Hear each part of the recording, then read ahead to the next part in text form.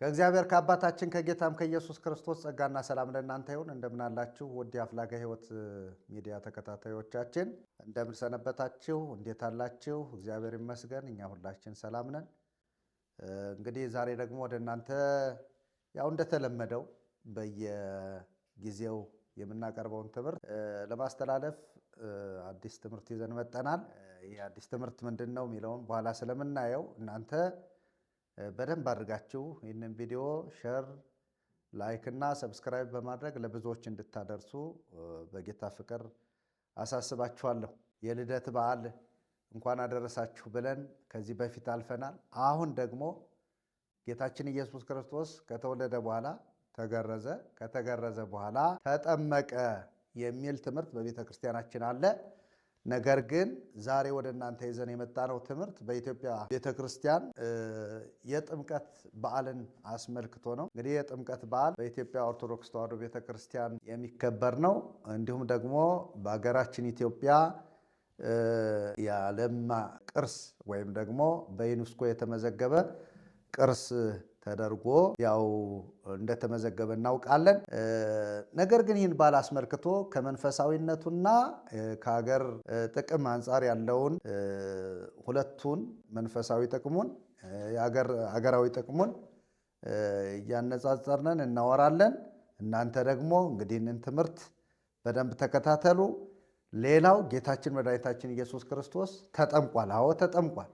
እንግዲህ ጌታችን ኢየሱስ ክርስቶስ ለምን ዓላማ እንደተጠመቀ ሁላችንም በዚህ ጉዳይ ላይ በደንብ እናወራለን። አንዳንድ ግራ የሚያጋቡ ትምህርቶች በማህበራዊ ሚዲያ እየተለቀቁ እያየነ ስለሆነ እነሱን ለማጥራት ብለን የጌታችን የኢየሱስ ክርስቶስ የተጠመቀበትን ዋናውን ዓላማ እንናገራለን፣ እናስተምራለን። መጽሐፍ ቅዱሳዊውን መሰረት አድርገን ማለት ነው። ስለዚህ እግዚአብሔር ይባርካችሁ፣ ጸጋ ከሁላችሁ ጋር ይሁን። መልካም የመስማት የመረዳትና እንዲሁም ደግሞ ሸር፣ ሰብስክራይብ፣ ላይክ የማድረግ ጊዜ ይሁንላችሁ። ቀጥታ መሄደው ወደ ወንድሞች ነው። እንግዲህ ያው እንደምታውቁን ዛሬ ያው ነጭ ልብስ ለብሰን በፊታችሁ ተገኝተናል። ሁላችንም ነጭ ልብስ ነው የለበስነው። ጥሩ ነው ለኢትዮጵያውያን ነጭ ልብስ በጣም ደስ ይላልና መርጌታ ኃይለ ልዑል መኮንን ናቸው። መርጌታ መላክ ተመስገን ናቸው። ቀሲስ መርሃ ጽድቅ እሸቴ ናቸው። እኔም ወንድማችሁ መርጌታ ቀጸላ መንግስት ነኝ። እንግዲህ ቀጥታ አሁን ምን ሄደው ወደ ውይይታችን ነው። ጸጋ ከሁላችሁ ጋር ይሁን። እንደምን አላችሁ መርጌቶች? ሰላም ነው? እንዴት ናችሁ? እግዚአብሔር ይመስገን። እንግዲህ ባለፈው የልደትን በዓል አስመልክቶ በጣም በሚገርም ሁኔታ የጌታችን የኢየሱስ ክርስቶስን ልደት አክብረናል። እንዲሁም ደግሞ አፍላጋ ሕይወት ሚዲያም ላይ ያስተላለፍነው መልእክት ተቀምጧል። አሁን ደግሞ እንግዲህ በኢትዮጵያ ኦርቶዶክስ ቤተክርስቲያን እኛ ተወልደን ባደግነባት በምንወዳት በምናከብራት እንድትታደስ፣ እንድትለወጥ፣ እንድትዋብ፣ እንድታምር ሁልጊዜ በምንጸልይባት ቤተክርስቲያን የሚከበር በዓል አለ። ሁላችንም እናውቀዋለን። በጣም ደስ ነው የሚለን። ጥምቀት በጣም ደስ የሚል በዓል ነው። በዓሉን ስናየው ማለት ነው ድባቡ በጣም ጥሩ ዝግጅት ያለው ነው። የታቦታትም አነጋገስ በጣም ደምቆ የሚታይበት ጥምቀት ነውና እሱን አስመልክቶ ዛሬ እናወራለን። ስለዚህ ወደ ጥምቀት የኢትዮጵያ ኦርቶዶክስ ተዋሕዶ ቤተክርስቲያን የጥምቀትን በዓል መቼ ጀመረችው የሚለውን ከማውራታችን በፊት የጌታችን የኢየሱስ ክርስቶስን ጥምቀት ብናወራ መጀመሪያ አንዳንድ ሰዎች የጌታችን የኢየሱስ ክርስቶስን መጠመቅ ልዩ ልዩ ትርጉም ሲሰጡት አይተናልና እሱን ለማጥራት ያክል ጌታችን ኢየሱስ ክርስቶስ እንግዲህ 30 ዓመት ከቆየ በኋላ በ30 ዓመቱ ተጠምቋል እና የተጠመቀበት ዓላማ ምንድን ነው የሚለውን እስኪ መርጌታ ኃይለ ልዑል የጌታችን የኢየሱስ ክርስቶስን ጥምቀት አስመልክቶ ከእርሶ ልጀምርና ሁላችን በዚህ ጉዳይ ላይ በደንብ እንድናወራ ስለፈለጉ። እሺ፣ አመሰግናለሁ። ክብር ለእግዚአብሔር ይሁን። አሜን። ይህንን የጥምቀት በዓል መታሰቢያ ለምታከብሩ ሁሉ እንኳን አደረሳችሁ ማለት እፈልጋለሁኝ። ያው በቤተ ክርስቲያን እንደሚታወቀው እያንዳንዱ የክርስቶስ የሰራቸው ስራዎች ወይም ደግሞ በክርስቶስ ሕይወት የተከናወኑ ነገሮች በቤተክርስቲያን በመታሰቢያነት ይከበራሉ። ለምሳሌ ያው ልደት ባለፈው ተከብሯል። ግዝረትም በሌላ ነገር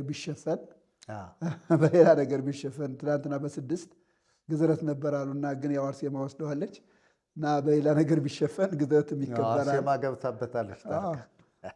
እሷ ሸፍነዋለች፣ ግን ግዝረትም ይከበራል፣ ጥምቀትም ይከበራል፣ ስቅለቱ ይከበራል፣ ትንሣኤው ይከበራል፣ እርገቱ ይከበራል። እና እንግዲህ ይህንን የጌታ የኢየሱስ ክርስቶስን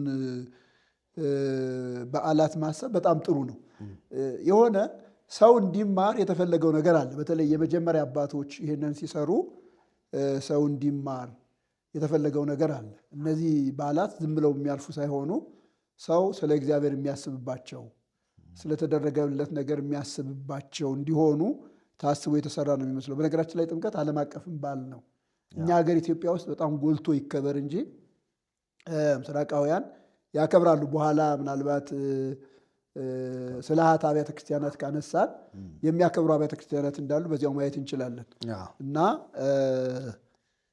ይከበራል። ስለዚህ እንኳን አደረሳችሁ። በዓሉንም ስታከብሩ በማስተዋል እንድታከብሩ በዚያው አጋጣሚ ማሳሰብ እፈልጋለሁኝ። ይህንን እያልኩኝ ጌታ ለምን ተጠመቀ ወደሚለው ሀሳብ ስንመጣ እንግዲህ የክርስቶስን ጥምቀት አራቱም ወንጌላት ዘግበውታል። አራቱም ወንጌላት ዘግበውታል። ለምሳሌ ማቴዎስ ምዕራፍ 3 ከቁጥር 13 እስከ 17፣ ማርቆስ ምዕራፍ 1 ከቁጥር 9 እስከ 11፣ ሉቃስ 3 ከ21 እስከ 22 እና ዮሐንስ 1 ከ26 እስከ 31። እነዚህ በሙሉ ጥምቀቱ የተዘገበበት ቦታ ነው። በነገራችን ላይ አንድ ትኩረት እንድንሰጠው የሚያስፈልገው ነገር ምንድን ነው?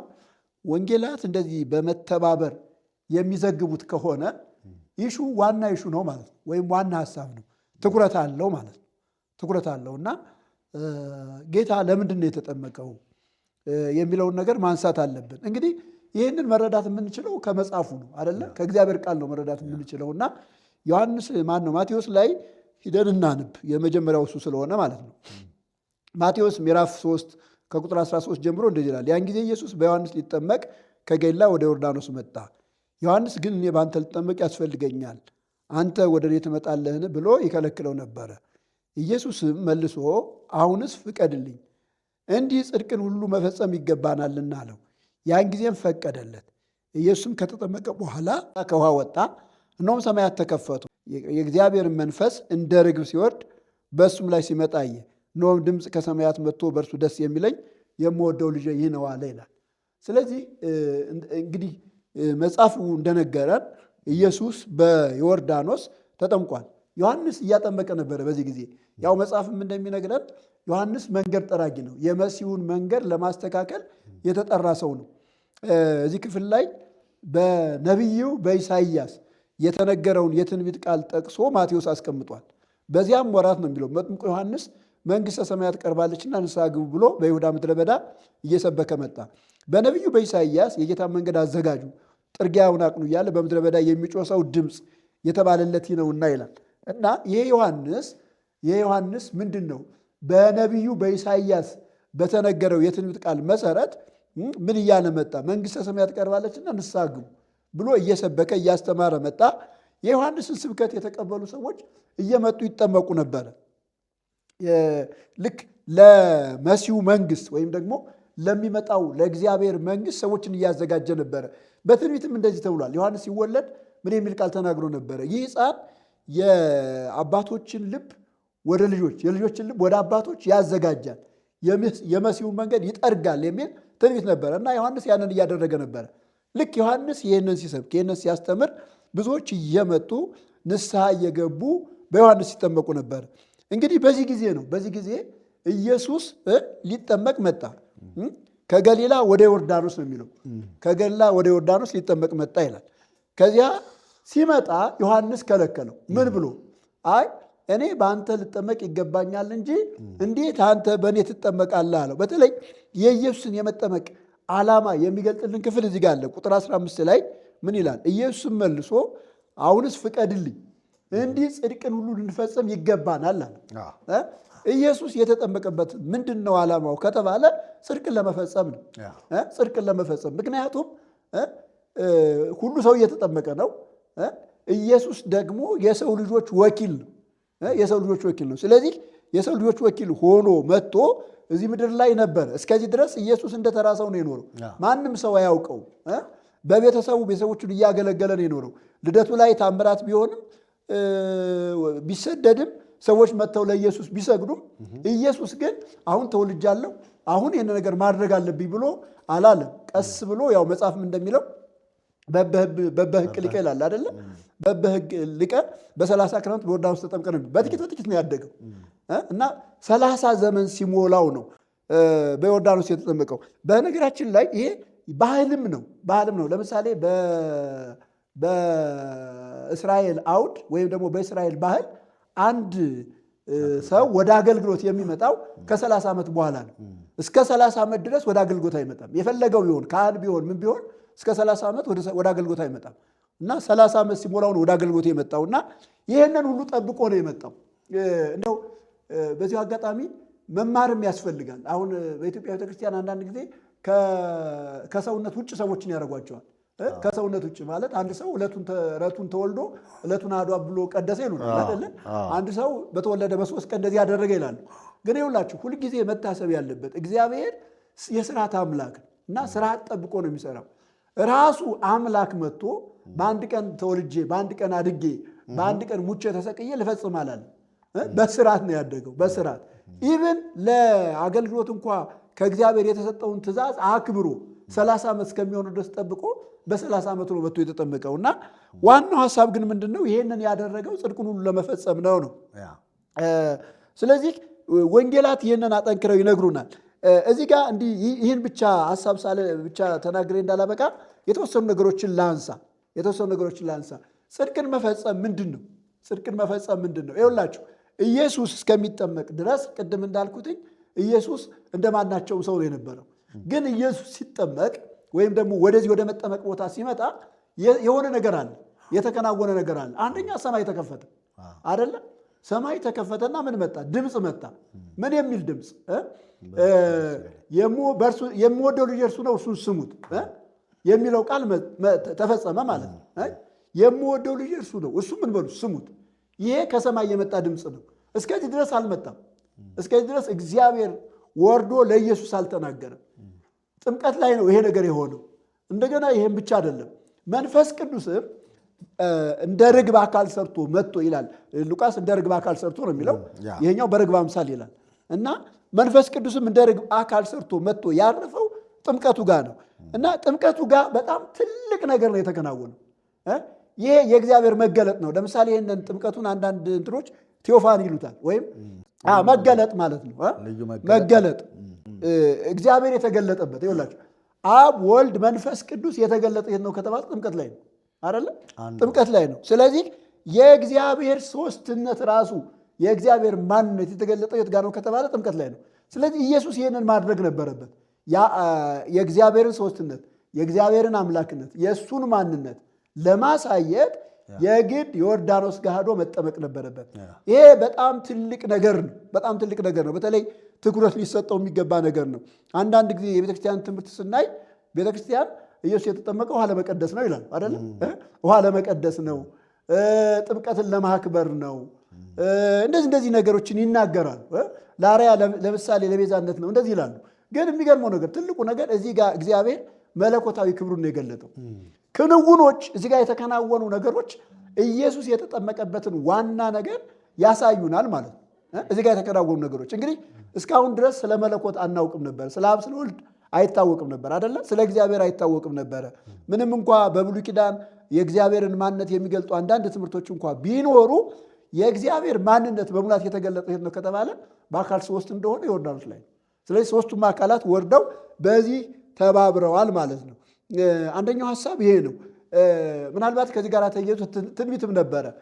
እግዚአብሔር ይበለኒ ወልደየ አንተ ዋና የሆን ወለድኩከ ልጄ የሚለው ይሄ በመዝሙረ ዳዊት መዝሙር 2 ቁጥር 7 ላይ የተነገረው ያ ቃል እዚህ ጋር ነው የተፈጸመው።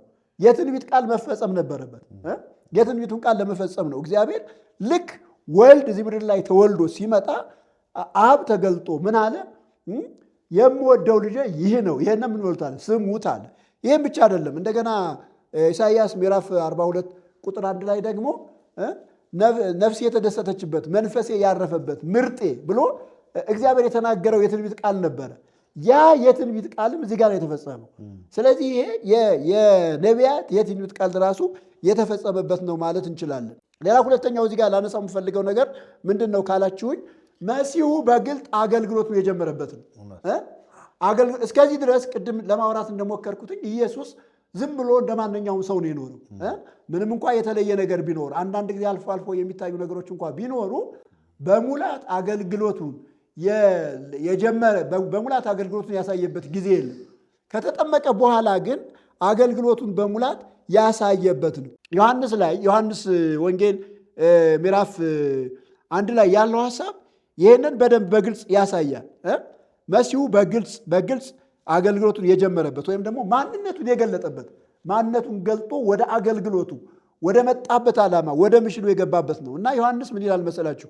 ዮሐንስ ምዕራፍ 1 ቁጥር 31 ላይ እኔም አላውቀውም ነበረ፣ ዳሩ ግን ለእስራኤል ይገለጽ ዘንድ ስለዚህ በውሃ እያጠመቅኩ እኔ መጣሁ ይላል። ዮሐንስም እንዲህ ብሎ መሰከረ፣ መንፈስ ከሰማይ እንደ ርግብ ሆኖ ሲወርድ አየሁ፣ በእርሱም ላይ ኖረ። እኔም አላውቀውም ነበረ፣ ዳሩ ግን በውሃ ጠምቅ ዘንድ የላከኝ እርሱ መንፈስ ሲኖርበት የምታየው በመንፈስ ቅዱስ የሚያጠምቅ እርሱ ነው አለኝ። እኔም አይቻለሁ፣ እርሱ የእግዚአብሔር ልጅ እንደሆነ መስክሬአለሁ። አያችሁ፣ መሲሁ እንደሚመጣ ወይም ደግሞ ይሄ በመንፈስ ቅዱስና በእሳት የሚያጠምቀው እንደሚመጣ ዮሐንስ ሰምቶ ነበር እና ዮሐንስ ይህንን ነገር አያውቀው ነበር። ማን እንደሆነ ሰውየው ምን እንደሆነ አያውቅም። ምናልባት በዮሐንስና በኢየሱስ ክርስቶስ መካከል ዝምድና አለ እና ዝምድና ቢኖርም እንኳ ስለ ኢየሱስ ትክክለኛ መረጃ አልነበረውም ነበር። እዚህ ጋር ግን ኢየሱስ ሲጠመቅ ግን ዮሐንስ አስቀድሞ ሰምቶ ነው። መንፈስ እንደ ርግብ መጥቶ ሲወርድበት ሲያርፍበት የምታየው በመንፈስ ቅዱስና በእሳት የሚያጠምቅ እሱ ነው ብሎ ተናግሮ ስለነበረ ይሄ ነው አለ። እኔ አይቻለሁ፣ ልክ እግዚአብሔር እንደተናገረኝ እግዚአብሔር እንዳለው መንፈስ በእሱ ላይ መጥቶ ሲያርፍበት አይቻለዋል። እና ምንድነው የመሲሁ የመጣው አዳኝ የክርስቶስ ትክክለኛ ማንነቱ የተገለጠበት በቃ እሱ መሆኑ የተረጋገጠበት ነው ጥምቀት ይሄ ነው። በቃ ዮሐንስ በቃ አየሁኝ፣ ስላየሁ ይመሰክራል። ለዚህ እኮ ነው የዓለምን ኃጢአት የሚያስወግድ የእግዚአብሔር በግ ብሎ ራሱ የተናገረው። አይ እናንተ የማታውቁት በመካከላችሁ አለ፣ እኔ የጫማውን ጠፍር ልፈታ የማይገባ እያለ የመሰከረው ዮሐንስ ስለ ኢየሱስ ግልጥ የሆነ መረጃ ስላለው ነው። እና ይህንንም በደንብ ያየንበት ነው። ሌላው ጥምቀት ያው አንድ ንስሐ የሚገባ ሰው የሚፈጽመው ነው ጥምቀት። በተለይ ከዚህ በፊት በነበረው ከኢየሱስ ክርስቶስ በፊት በነበረው ካየነው ምንድን ነበረ እያደረጉ የነበሩት? ዮሐንስን ስብከት የሰሙ በሙሉ ንስሐ እየገቡ በኃጢአታቸው እየጸጸቱ ንስሐ እየገቡ እየመጡ ይጠመቁ ነበር አይደለም? ይህንን ነበር የምናየው። ኢየሱስ ክርስቶስ መጥቶ ተጠመቀ። ኢየሱስ ክርስቶስ መጥቶ ሲጠመቅ ሰው ንስሐ መግባት አስፈልጎት ነው? አይደለም። ምንድነው ታዲያ ከተባለ እሱ የኛ ወኪል ነው። ምን ይላል? ሁለተኛ ቆሮንቶስ ምዕራፍ 5 ቁጥር 21 ላይ እኛ በእርሱ ነን የእግዚአብሔር ጽድቅ እንሆን ዘንድ ይላል አይደለም? ኃጢአት ያላወቀውን እርሱ ስለኛ ምን አደረገው? ኃጢአት አደረገው። ስለዚህ የእኛን ውክልና ነው የወሰደው። አሁን እዚህ ጋር እሱ እኛ ልናደርገው የሚገባውን እኛ ልንሆነው የሚገባውን ነገር እኛን ወክሎ ማድረጉን ለማሳየት ነው። በቃ ውክልናችን ራሱ ከዚህ ይጀምራል። ኢየሱስ የእኛ ወኪል እንደሆነ፣ ኢየሱስ የእኛ ተወካይ እንደሆነ ክብር ለእግዚአብሔር ይሁን። ይሄ በጣም ደስ ይላል እና እነዚህን ነገሮች ያሳየናል። የመጨረሻው ነገር አራተኛ ሐሳብ ነው። ይሄ ጥምቀትን ያው ለተከታዮቹ ለማሳየት ነው። በተለይ ቤተክርስቲያን ከክርስቶስ በኋላ ያው ወንጌል ሰዎች ሲሰበኩ ቀጥሎ የሚመጣው ነገር ምንድነው? ጥምቀት ነው እና ያው መጽሐፍ ቅዱስ ምን ይለናል? ወደ ዓለም ሁሉ ሂዱ፣ ወንጌል ለፍጥረት ሁሉ ስበኩ፣ ያመነ የተጠመቀ ይድናል ይላል አይደለም?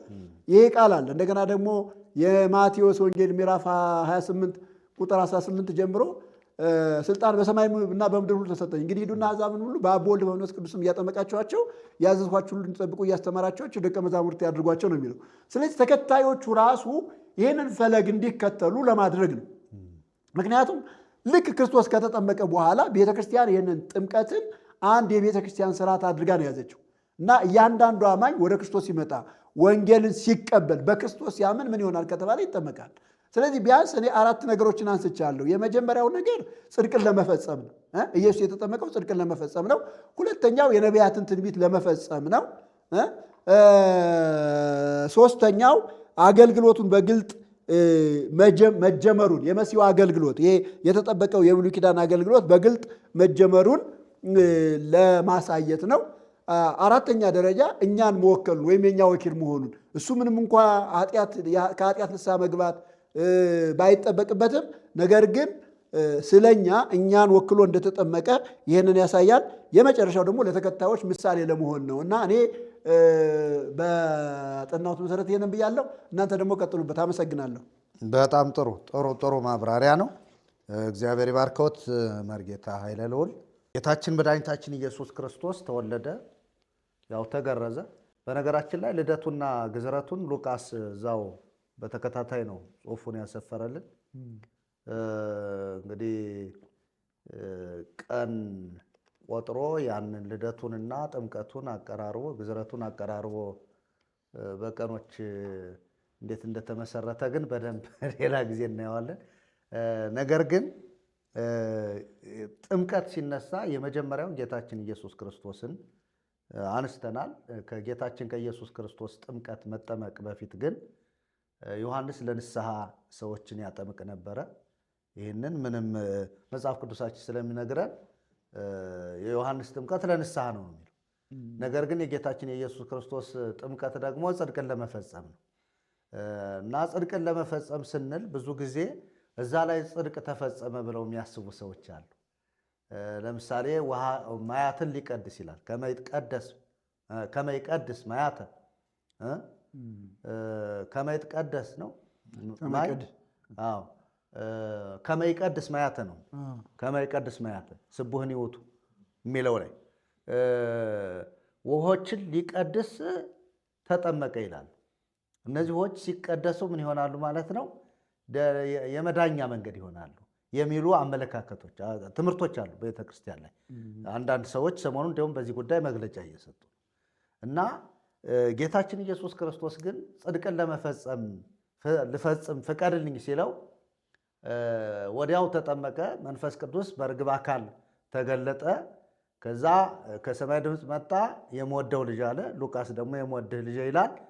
ከዛ ተጠምቆ ከወጣ በኋላ ቀጥታ የሄደ ወደ የት ነው? ወደ አገልግሎቱ ነው። ከዚህ በፊት 30 ዓመት እስኪሆነው ድረስ ታይቶ ወደማይታወቅ ወይም ደግሞ ሂዶበት ወደማይታወቅ የአገልግሎት መስመር ውስጥ ነው የገባው። እንግዲህ ጽድቁን የጀመረው እንዲሁም በጣም ደስ የሚለው ማነው? የጽድቅን መንገድ የጀመረው በጸሎት ነው። መንፈስ ወደ ምድረ በዳ ወሰደው ነው የሚለው። 40 መዓልት 40 ሌሊት ጾመ ጸለየ ነው የሚለው። ከተጠመቀ በኋላ ነው የሆነው። እንግዲህ ይሄ ከሆነ እንዲያው ሲጠመቅ አንዳንድ ክስተቶች ተከስተዋል ይባላል። በተጠመቀ ጊዜ አንደኛ ውሆች ወደኋላ ሸሽተዋል። ባህርን ርየት ወጎየት ወዮርዳኖስን ይገባ ድሬው ምስባኩ ነው። ባህር ሸሸች፣ ዮርዳኖስም ወደ ኋላው ተመለሰ። ምኑ ላይ ነው የተጠመቀ? ይችል በደንብ እንዳወራት ነውና እንግዲህ እዚሁ ላይ መጽሐፉ ሚለን ሄደ፣ ውሃ ነው፣ ውሃው ላይ ተጠመቀ። ሲጠመቅ የተከናወነውን በደንብ አድርገው አራቱም ወንጌላት እሱም እንደተናገሩት መሰከሩልን። ነገር ግን የቤተ ክርስቲያን አስተምሮ ደግሞ ምስባኩ ራሱ ከሌላ ቦታ አምጥተው ባህር ሸሸች፣ አይታ ሸሸች። ማንን? ጌታን አይታ ማለት ነው። እንግዲህ በእነሱ እንትን የት ላይ ያለ ይሄ ቃል ዳዊት ተናግሮታል። መቼ ነው ይሄ የሆነ? እሱን እናወራለን። እንግዲህ ሸሽተዋል ወይ መርጌታ መላክ? እንግዲህ ሰው የቅኔ መምህር ስለሆኑ ይችን ጉዳይ እንደው አብስለው ሰዎች በቅኔም አካኬ ዘራፍ ይሉባታል እና ተከናውኗል ወይ ይሄ ክንውን ለተመልካቾቻችን በደንብ ግልጽ እንዲሆንላቸው እና ብዙ ሰዎች ታሪክን ራሱ እንዴት አድርገው ማዛመድ እንዳለባቸው እንኳ ያውቁ። ብሉይ ኪዳንን ከአዲስ ኪዳን ጋር እንዴት አድርገው ባውዳዊ አገጣጠም መግጠም እንዳለባቸው እንኳ አያውቁትም። እና ይህን ታሪክ የምናውቀው ነው። ብሉይ ኪዳን ላይ ያለ ነው። እስራኤል ሲሻገሩ ውሃ ቁሟል። እስራኤል በደረቅ ምድር ተሻግረዋል። ጌታ ግን በደረቅ ምድር አይደለም የተጠመቀው፣ ውሃ ላይ ነው የተጠመቀው፣ ባህር ላይ ነው የተጠመቀው። ስለዚህ ውሃ ምንም አልሸሽም። እና አንዳንድ ሀሳቦችን እዚህ ላይ አንስተ እንድናወራ ነው። ምን ያክል በቤተ ክርስቲያን በታላቋ በአንጋፋ ቤተ ክርስቲያን ውስጥ ላይ ያለውን ስህተት በዛው እንድናይ ነው። እና ሸሽተዋል ወይ ባህራት? ማነው ውሃ ሸሽታለች ወይ? የሚለውንና እስኪ የኢየሱስ ክርስቶስንም ጥምቀት ዓላማውንም በዛ ውስጥ ደግሞ ይናገሩ። እሺ፣ በጣም ጥሩ ማብራሪያ፣ ጥሩ መግለጫ በመግቢያችን ላይ እየሰማን እያዳመጥን ነበረ። ስለ ጌታችን ስለ መድኃኒታችን ስለ ኢየሱስ ክርስቶስ መጠመቅ ኢየሱስ የተጠመቀበትን የመጽሐፍ ቅዱስ ክፍል በማንበብ መጽሐፉ የሚናገረውን ማለት ነው ራሱ ወንጌሉ የሚናገረውን ቃል በማንሳት መጽሐፍ ቅዱስ የሚናገረውን ስለ ኢየሱስ ክርስቶስ መጠመቅ ግልጽ በሆነ ማብራሪያ መጽሐፉ ራሱ የተናገረውን እሳቸው በማብራሪያ መልክ ደግሞ በደንብ አድርገው ስላብራሩት እየሰማን ነበረ። እንግዲህ የኢየሱስ ክርስቶስን መጠመቅ ማቴዎስ እንደዘገበው ሌሎቹ ወንጌላትም ላይ ተጽፎ እናገኛለን። እንግዲህ ወደ ብሉይ ኪዳንም ሂደው እሳቸው ማብራሪያ አምጥተዋል እና በደንብ እያየን ነው። እና የኢየሱስን ጥምቀት አንደኛ የአገልግሎት መግቢያ በር የመሲሁ አገልግሎት የተጀመረበት ሰዎችን ወክሎ የነበረ መሆኑን ኢየሱስ እዚያ ሲጠመቅ በደንብ አድርገው እያየን ነበረ። ግን እዚህ ጋር ቅድም ሰው ወደ ጠየቁት ጥያቄ ስመጣ አመፁ እስራኤልም ግብፅ ነው የሚል መዝሙረ ዳዊት 113 114 በቅንፍ ላይ ማለት ነው። እና እስራኤል ከግብፅ በወጡ ጊዜ ነው የሚለው። አሁን ርሱ ራሱ እንደዚህ አይልና እስራኤል ከግብፅ የያዕቆብ ቤት ከእንግዳ ሕዝብ በወጣ ጊዜ ይሁዳ መቅደሱ እስራኤልም ግዛቱ ሆነ። ባህር አየች ሸሸችም፣ ዮርዳኖስም ወደ ኋላው ተመለሰ። ተራሮች እንደ ኮርማዎች፣ ኮረብቶችም እንደ ጠቦቶች ዘለሉ። አንቺ ባህር የሸሸሽ አንቺም ዮርዳኖስ ወደ ኋላ የተመለሽ ምን ሆነሻል? ምን ሆናችኋል? እናንተም ተራሮች እንደ ኮርማዎች፣ ኮረብቶችስ እንደ ጠቦቶች ለምን ዘለላችሁ? ከያዕቆብ አምላክ ፊት ከጌታ ፊት ምድር ተናወጠች። ድንጋዩን ወደ ውሃ ማቆሚያ ጭንጫውንም ወደ ውሃ ምንጭ ከለወጠ ይላል። እንግዲህ ከሱ ግርማ ከሱ የተነሳ እነዚህ ነገሮች ሆነዋል። ግን ይሄ እስራኤል ከግብፅ በወጣ ጊዜ ነው ብሎ ነው የሚናገረው። ቃል በቃል ስንሄድ ማለት ነው። እዚያ ዮርዳኖስ ጋር በዮሐንስ እጅ በእደ ዮሐንስ ጌታችን መድኃኒታችን ኢየሱስ ክርስቶስ ሲጠመቅ የምናየው ነገር አንድ ትልቅ አብይ ክስተት አለ። እሱ ምስክርነት ነው። የአብን ምስክርነት አይተናል። መንፈስ ቅዱስ በርግብ አምሳል መጥቶ አይተናል። እንግዲህ ቅድም እሳቸው እንደተናገሩት ምስጢረ ሥላሴ የሚባለውን ነገር እዚያ ጋር በደንብ ያየንበት ጉዳይ ነው እና ዮርዳኖስ ጋር የሚገርመው ነገር በዮሐንስ እጅ ተጠመቀ፣ መንፈስ በርግብ አምሳል ወረደ። ከዚያ ውጭ ኢየሱስ ቀጥታ ወደ አገልግሎት መግባቱን የሚያሳይ እንጂ ውሃው ሲናወጥ ሸክ ሲያደርግ ሄዶ ተራራው ጋር ሲላተም የሚያሳየን ክፍል ወንጌል ላይ የለም። ስለዚህ አሁን ይሄንን ጥቅስ በተመለከተ ሌሎች የቤተ ክርስቲያን ሊቃውንቱም ራሱ ነግሱ ላይ ስንመጣ ነግሱ ላይ ምንድን ብለው ነው ያስቀመጡት? ሰላም ለማየ ዮርዳኖስ ይላል። እንግዲህ አሁን ውሃው ሸሽ አይደል የተባለ ሰላም ለማየ ዮርዳኖስ ዮሐንስ ዛተቦ መንፈስ ቅዱስ ከማጥበቦ ሶበ መጽአ ቃል እምሰማይ ለተናብቦ ነድ ለማየ ባሕር ከበቦ ማይ ሀባይ ሐውር ጸበቦ ይላል። አሁን ተመልከቱት። እንዲያውም እዚህ ጋር ሌላ ተጨማሪ ሐሳብ ነው የመጣው አይደለም። መንፈስ ቅዱስ እንዳሳወቀው መጠን ዮሐንስ ለባረከው ለዮርዳኖስ ውሃ ሰላምታ ይገባል ይላል። አሁን ትልቁ ነገር ታሪክ አሁን ምን እየሆነ ሄደ? መስመር እየለቀቀ መጣ። ቅድም እሳቸው ሲያብራሩ ንጹሑን ወንጌል ይዘው በወንጌል የተጻፈውን ነገር እያብራሩ ከመጡ በኋላ የቤተ ክርስቲያናችን ሊቃውንት ደግሞ ምን አሉ? ነግስ ሰሩለት ለዮርዳኖስ ማለት ነው። ነግስ የተሰራለት ለማን ነው? ለቅዱስ ውሃ ለዮርዳኖስ ማለት ነው። እና ምንድን ነው የሚሉት? መንፈስ ቅዱስ እንዳሳወቀው መጠን ዮሐንስ ለባረከው ለዮርዳኖስ ነው የሚለው። እና ምን ሆነ ነው የሚለው? ውሃ ሰላምታ ይገባል። አሁን ለውሃው ሰላምታ ማቅረብ በጣም እንግዲህ እሱን በደንብ እናብራረዋለን፣ ሌሎችም ስላሉ። ቃል ከሰማይ ለምስክርነት በመጣ ጊዜ ውሃውን እሳት ምን አለው ነው የሚለው? ከበበው። እንደውም እዚህ ጋር ምን ጨምረውበታል? ወደ ኋላ መሸሽ ብቻ አይደለም ዮርዳኖስ፣ ተራሮች ኮረብቶች መዝለል አይደለም፣ እንደ አንበሳ እንደ ጥጃ መዝለል ብቻ ሳይሆን እንደውም እሳት ውሃውን ምን አደረገው ነው የሚለው? ከበበው ነው የሚለው። ከዚያ ምን ይላል? ቃል ከሰማይ ለምስክርነት በመጣ ጊዜ ውሃውን እሳት ከበበው፣ ውሃውም ወደ የት እንደሚሄድ ቦታ ጠበበው ይላል። አጣ፣ መንገድ ዝግ ሆነ። አሁን እኮ እዚህኛ ከተማ ላይ የጥምቀት ቀን በመንገዱ ሁሉ ዝግ አይደል? ስለዚህ እንደዚያ ዮርዳኖስ መሄጃ መፈናፈኛ አጣና በእሳት ተከቦ አትጠመቅ በግድ ተይዞ ማለት ነው። ውሃው መሸሽ ፈለገ። ከዚያ እሳት መጣና የለም አትሄድም፣ ወዴትም መሸሽ አትችልም ቁም አለና ውሃውን ምን ያደረገው አስቆመው። በትራፊክ ነው እንግዲህ ዋውራስ በእሳት ትራፊክ ማለት ነው። እና እንደው አመፁ እስራኤልም ግብፅ ብቻ አይደለም ችግሩ። ሊቃውንቱ ነግስ ላይ ያስቀመጡት ነገር በጣም የሚገርም ነገር ነው። እና ዮርዳኖስ መፈናፈኛ አጣ፣ መፍሰሻ አጣ፣ መውረጃ አጣ፣ በእሳት ተከበበ። አይደለም መሸሽ ወዲያ ወዲህ መንቀሳቀስ ይቅርና በእሳት ተከቦ ምንም አይነት መፈናፈኛ እንዳጣ መጽሐፋቸው የውድ ድርሰቱ ይናገራል ማለት ነው። እና እንግዲህ የቤተ ክርስቲያኒቱ ሊቃውንት እንግዲህ በዚህ በማህሌቱም ይሄ እንግዲህ የነግሱ ላይ የተቀመጠው ነው። ነግስ ጥምቀት የሚለው ማለት ነው። እዚህም ጋር ስንመጣ አንደኛ የተዛባ ታሪክ አሁን ለምሳሌ እዚያ ጋር ወንጌል ላይ የማናገኘው ወንጌል ላይ ያልተጻፈ ወንጌል ላይ ያልተነገረ ሐሳብ አምጥቶ ለምሳሌ ዮርዳኖስ በእሳት የተከበበ ውሃው በእሳት ተከቦ መፈናፈኛ መፍሰሻ እንዳጣ የሚናገር የወንጌል ቃል የለም። እዚያ ጋር የሌለውን ነገር ሊቃውንቱ አምጥተው እዚህ ጋር ምን አደረጉት? እንደውም በእሳት የተከበበ መውረጃ መፍሸሻ ያጣ መሆኑን የቤተክርስቲያናችን ሊቃውንት በእንዲህ አይነት መንገድ ያስቀምጠውታል ሐሳቡን ነገርየውን ማለት ነው። ሌላ የኢትዮጵያ ቤተክርስቲያን ጥምቀትን ከምስጢረ ስጋዌ ጋራ ከምስጢረ ቁርባን ጋር ከምስጢረ ስላሴ ጋራ እንደውም ምስጢረ ጥምቀት ብላ ራሷ ምን አድርጋለታለች? አስቀምጠዋለች ቤተክርስቲያኑ።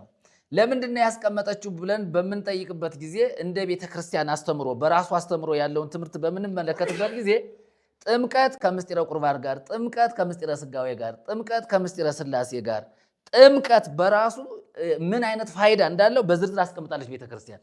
ለምሳሌ የመጽሐፍ ቅዱስን ቃል አውዱን በለቀቀ መንገድ ስለ ጥምቀት ማብራሪያ ለመስጠት ትምህርት ለመስራት ራሱ የሄደችበት መንገድ ቀላል አይደለም።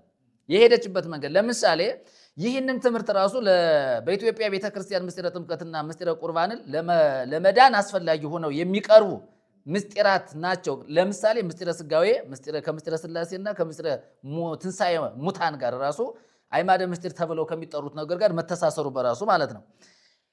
ከዚያ መጽሐፉ ይህን የሚናገረው የኢትዮጵያ ኦርቶዶክስ ተዋሕዶ ቤተክርስቲያን የእምነት ስርዓተ አምልኮና የውጭ ግንኙነት መጽሐፍ ላይ ይሄ በደንብ ተቀምጧል። አንደኛ ጥምቀት ዳግመኛ ከእግዚአብሔር የምንወለድበት ብላ አስቀምጣለች። እንግዲህ ቤተክርስቲያን ነው ያስቀመጠችው። ጥምቀት በራሱ ጥምቀትና ዳግም መወለድ ቃላቱ ራሱ ይለያያሉ። ዳግም መወለድ ለምሳሌ ስለ ዳግም ልደት የጠቀሱት ጥቅስ የዮሐንስ ወንጌል ምዕራፍ 3 ነው። ከኒቆዲሞስ ጋር ያደረገው ንግግር ዘይተወልደ እማይ ወመንፈስ ቅዱስ ይክል ርዮታ ለመንግስተ እግዚአብሔር የሚለውን ማለት ነው። እሱን ከምን ጋር ያያይዟል? ከጥምቀት ጋር ተያይዟል። ዳግም መወለድና ጥምቀት በራሱ የቃላት ፍች ራሱ ልዩነት አላቸው። በምንም ተአምር አይገናኙ። ስለዚህ አንደኛ የመጽሐፍ ቅዱስን አውድ በሳተ መንገድ ጠቅሳ ማስተማሯ በጣም አስቸጋሪ ይሆንባታል ቤተክርስቲያኒቱ። ለምንድነው ጥምቀት ለዳግም ልደት ያበቃል ብላ ትምህርት መስራቷ በራሱ ስህተት ነው። ሁለተኛው ጥምቀት ኃጢአትን ያስተሰርያል ብላ ራሷ ምናለች? አስቀምጣለች። በቤተክርስቲያኒቱ ማለት ነው። በኢትዮጵያ ኦርቶዶክስ ተዋሕዶ ቤተክርስቲያን ጥምቀት ዳግም ልደትን የምናገኝበት ብላ ማስቀመጧ፣ ሁለተኛው ጥምቀት ኃጢአትን ያስተሰርያል የሚል ትምህርት ሰርታለች። እነዚህ ትምህርቶችን ስጠቅስ ግን የሐዋርያት ሥራ ምዕራፍ 2:8 ላይ ጠቅሳለች እሱ ማለት ነው። እንደገና ደግሞ ጴጥሮስ 3 እና አንደኛ ጴጥሮስ 3:21 ቲቶስ 3:5-6 ያለውን ራሱ ብናነሳው ቲቶ የሚናገረው ስለ ጥምቀት ነው ወይ? እንደገና ደግሞ የሐዋርያት ሥራ ምዕራፍ 2:8 የሚናገረው ስለ ጥምቀት ነው ወይ? አንደኛ እንዲህ አይነት የተዛባ ነገር ቤተክርስቲያኗ ትምህርት መስራቷ በጣም አስቸጋሪ ይሆንባታል። ሌላው በጣም የሚገርመው ነገር ሶስተኛ ጥምቀት በመጀመሪያ በጥንተ አብሶ በዘር የወረስነውን የግላችን የሆነውንም ኃጢአት ያስተሰርያል ይላል። ጥንተ አብሶን ራሱ ጥምቀት የሚያስተሰርይ መሆኑ ቤተክርስቲያን ትምህርት ሰርተበታለች። ጥምቀት በራሱ እንግዲህ የጥምቀት ትርጉም ጥምቀት ማለት ምን ማለት ነው ብለን ስንል የጥምቀት አይነቶች አሉ። ግን ቤተክርስቲያን የሄደችበት በዚያ መንገድ አይደለም። ከመዳን ጋር አያይዛለች፣ ከዳግም ልደት ጋር አያይዛለች፣ ከኃጢአት ስርየት ጋር አያይዛለች። በጥምቀት አማካኝነት ከእግዚአብሔር እንወለዳለን፣ ፈጽመን እንታደሳለን። ሰው በጥምቀት የሚታደስ መሆኑ ቤተክርስቲያን ታስተምራለች። የማን ቤተክርስቲያን? የኢትዮጵያ ኦርቶዶክስ ተዋሕዶ ቤተክርስቲያን ታስተምራለች። ይሄ ስርዓተ አምልኮ መጽሐፋቸው ላይ ቁጭ ብሏል ማለት ነው። ሌላ የሚነሳ ከእርጅና እንታደሳለን፣ ከርኩሰትም ደግሞ እንታጠባለን። ሰው ተጠምቆ ከርኩሰት የሚነጻ መሆኑን፣ ከእርጅና የሚታደስ መሆኑን፣ እንደገናም ደግሞ ለኃጢአት ስርየት የሚያገኝ መሆኑን በደንብ አድርጋ ተናግራለች። ሌላው ጥምቀት የዘላለምን ሕይወት ማግኛ ነው ብላለች። ይህንን ስትጠቅስ ደግሞ ያስቀመጠችው መረጃ ራሱ ማርቆስ 16:16 ላይ እሱን ጠቅሳ ነው የምታስተምረው። እዚያ ጋር የሚያወራው አውድና እዚህ ጋር ቤተክርስቲያኑ ያስቀመጠችበት መስፈርት በራሱ አንደኛ የሚጋጭ ነው። ሌላው ዳግመኛ ለመወለድ ሰው የሚወለደው ከጥምቀት አይደለም፣ ወይም ደግሞ በውሃ ከመጠመቅም አይደለም። ከላይ ከእግዚአብሔር ከአብ ነው የሚወለደው። ሰው በክርስቶስ ሲያምን ዳግም መወለድ እንደሚችል መጽሐፍ ቅዱሱ በደንብ አድርጎ ነው የሚናገረው። ሌላው ይሄ የኃጢአትን ስርየት በተመለከተ፣ ድነትን በተመለከተ፣ ጽድቅን በተመለከተ፣ ርኩሰትን በተመለከተ፣ መታደስን በተመለከተ አሁን ያነሳናቸው ነገሮች ቤተክርስቲያን አሁን በሚዲያም ሆነ በመጻሕፍቶቿ ቁጭ አድርጋ የምትሟገትበት መሆኑን ምንም ግልጽ በሆነ መንገድ ማግኘት መረዳት ይቻላል። እና ቤተክርስቲያኒቱ እንግዲህ ጥምቀትን ህዝቡ ሲከተል ጥምቀትን ሲያከብር አሁን የምናየው እንግዲህ ህዝቡ ጥምቀት ለምንድን ነው ሲባል አንደኛ የሚያያዝበት መንገድ ከዚህም ጋር ነው እና ይሄንን ሐሳብ ቤተክርስቲያኑ ያስቀመጠችበት አንደኛ የኢትዮጵያ ቤተክርስቲያን ስለ ጥምቀት ብላ ስትናገር የጥምቀት ፋይዳ ጥቅሙ ይሄ መሆኑን ቤተክርስቲያኒቱ በግልጽ አስቀምጣለች። ነገር ግን እኛ ስለ ጥምቀት ስንናገር ጥምቀት ለኃጢአት ማስተስሪያ፣ ጥምቀት ለመዳን፣ ጥምቀት ለዘላለም ሕይወት፣ ጥምቀት ከእርጅና ለመታደስ፣ ጥምቀት ከርኩሰት ለመንጻት የሚያበቃ አይደለም። ስለዚህ መጽሐፍ ቅዱስ ላይ ስንሄድ ሮሜ ላይም ስንሄድ የምናገኘው ቅድም ማቴዎስን ጠቅሰዋል 28 ያለውን 19:20 ላይ ያለውን ጥቅስ ጠቅሰውት ነበር። እዚያም ጋር ስንሄድ የሚያወራው ሌላ ነው የሚያወራው። ስለዚህ ቤተክርስቲያኒቱ ጥምቀትን በዚህ መንገድ ማክበር ራሱ በጣም ተገቢ እንዳልሆነ፣ ጥምቀትን በቅርስነት ጥምቀት ለሀገር ጠቃሚ ነገር እንዳለው ገቢ የሚያስገኝ ብዙ ሰዎች ለጉብኝት እየመጡ አገራችን ኢትዮጵያን የሚጎበኙ ገቢ የሚያስገኝ ብዙ ጥቅም ያለው መሆኑን እንረዳለን። ከመንፈሳዊ ይዘቱ አንጻር ግን በጣም የተሳሳተ ርቃ የሄደችበት መንገድ ግን መጽሐፍ ቅዱሳዊውን ትምህርት መበረዝም እንደገናም ደግሞ ቤተክርስቲያኒቱ ከመጽሐፍ ቅዱስ አስተምሮ ያፈነገጠች መሆኑን በደንብ አድርገን እንመለከታለን። እንግዲህ ከሊቃውንቱ ስንጀምር ቅድም በማሕሌቱ ላይ ስንመጣ ሲጀመር ጌታችን መድኃኒታችን ኢየሱስ ክርስቶስ ከሰማይ መጥቶ አይደለም የተጠመቀው። ጥምቀት በራሱ ማለት ጥምቀት ጌታ የተጠመቀው ከገሊላ ወዴት ነው ሄደ ነው የሚለው? ወደ ዮርዳኖስ ሂዶ ነው በዮሐንስ እጅ የተጠመቀ እንጂ ዕለቱኑ ከሰማይ መጥቶ ኢየሱስ በዮሐንስ እጅ ዮርዳኖስ አልተጠመቀም። ስለዚህ ሊቃውንቱም ዜማቸውን ማስተካከል አለባቸው፣ ማሕሌታቸውን ማስተካከል አለባቸው። አሁን ይሄ መጽሐፈ ዚቅ ላይ መጽሐፈ ድጓ ላይ ስንገባ ወረደ ወልድ እምሰማያት አይደል የሚለው? አበ ምጥማቃት ይላል። እንግዲህ ወልድ ከሰማያት ምን አደረገ? ወረደ፣ ወደ መጠመቂያ ወደ ዮርዳኖስ መጣ ነው አይደለ? ስለዚህ አሁን ወልድ በዮሐንስ እጅ ሲጠመቅ ዕለቱኑ ከሰማይ አልመጣም። ስለዚህ ከሰማይ ወረደ በዮሐንስ እጅ ተጠመቀ የሚለው ትምህርት በራሱ ሊቃውንቱ ሊታረሙ ይገባቸዋል። ሊቃውንቱ ማስተካከል አለባቸው። ነግሱንም ቅድም እንደሰማ ነው እንግዲህ ዮርዳኖስ በእሳት የተከበበ መውጫ መግቢያ ያጣ ባህር ሆኖ አስቀምጠውታል። እነሱ ግን እንደዚህ አይደለም። ዮርዳኖስ ከመፍሰስ ወደኋላ አላለም፣ ፈሷል ዮርዳኖስ። እና ጌታችን ኢየሱስ ክርስቶስ ሲጠመቅ ዮርዳኖስ ላይ የተከናወነው ነገር መንፈስ ቅዱስ በርግብ አምሳል መጥቶ አይተናል። አብም ምስክርነት ሲሰጥ አይተናል። ወልድም በተለየ አካሉ አገልግሎቱን ሲጀምር ቀጥታ ወደ አገልግሎት ሲሄድ አይተናል።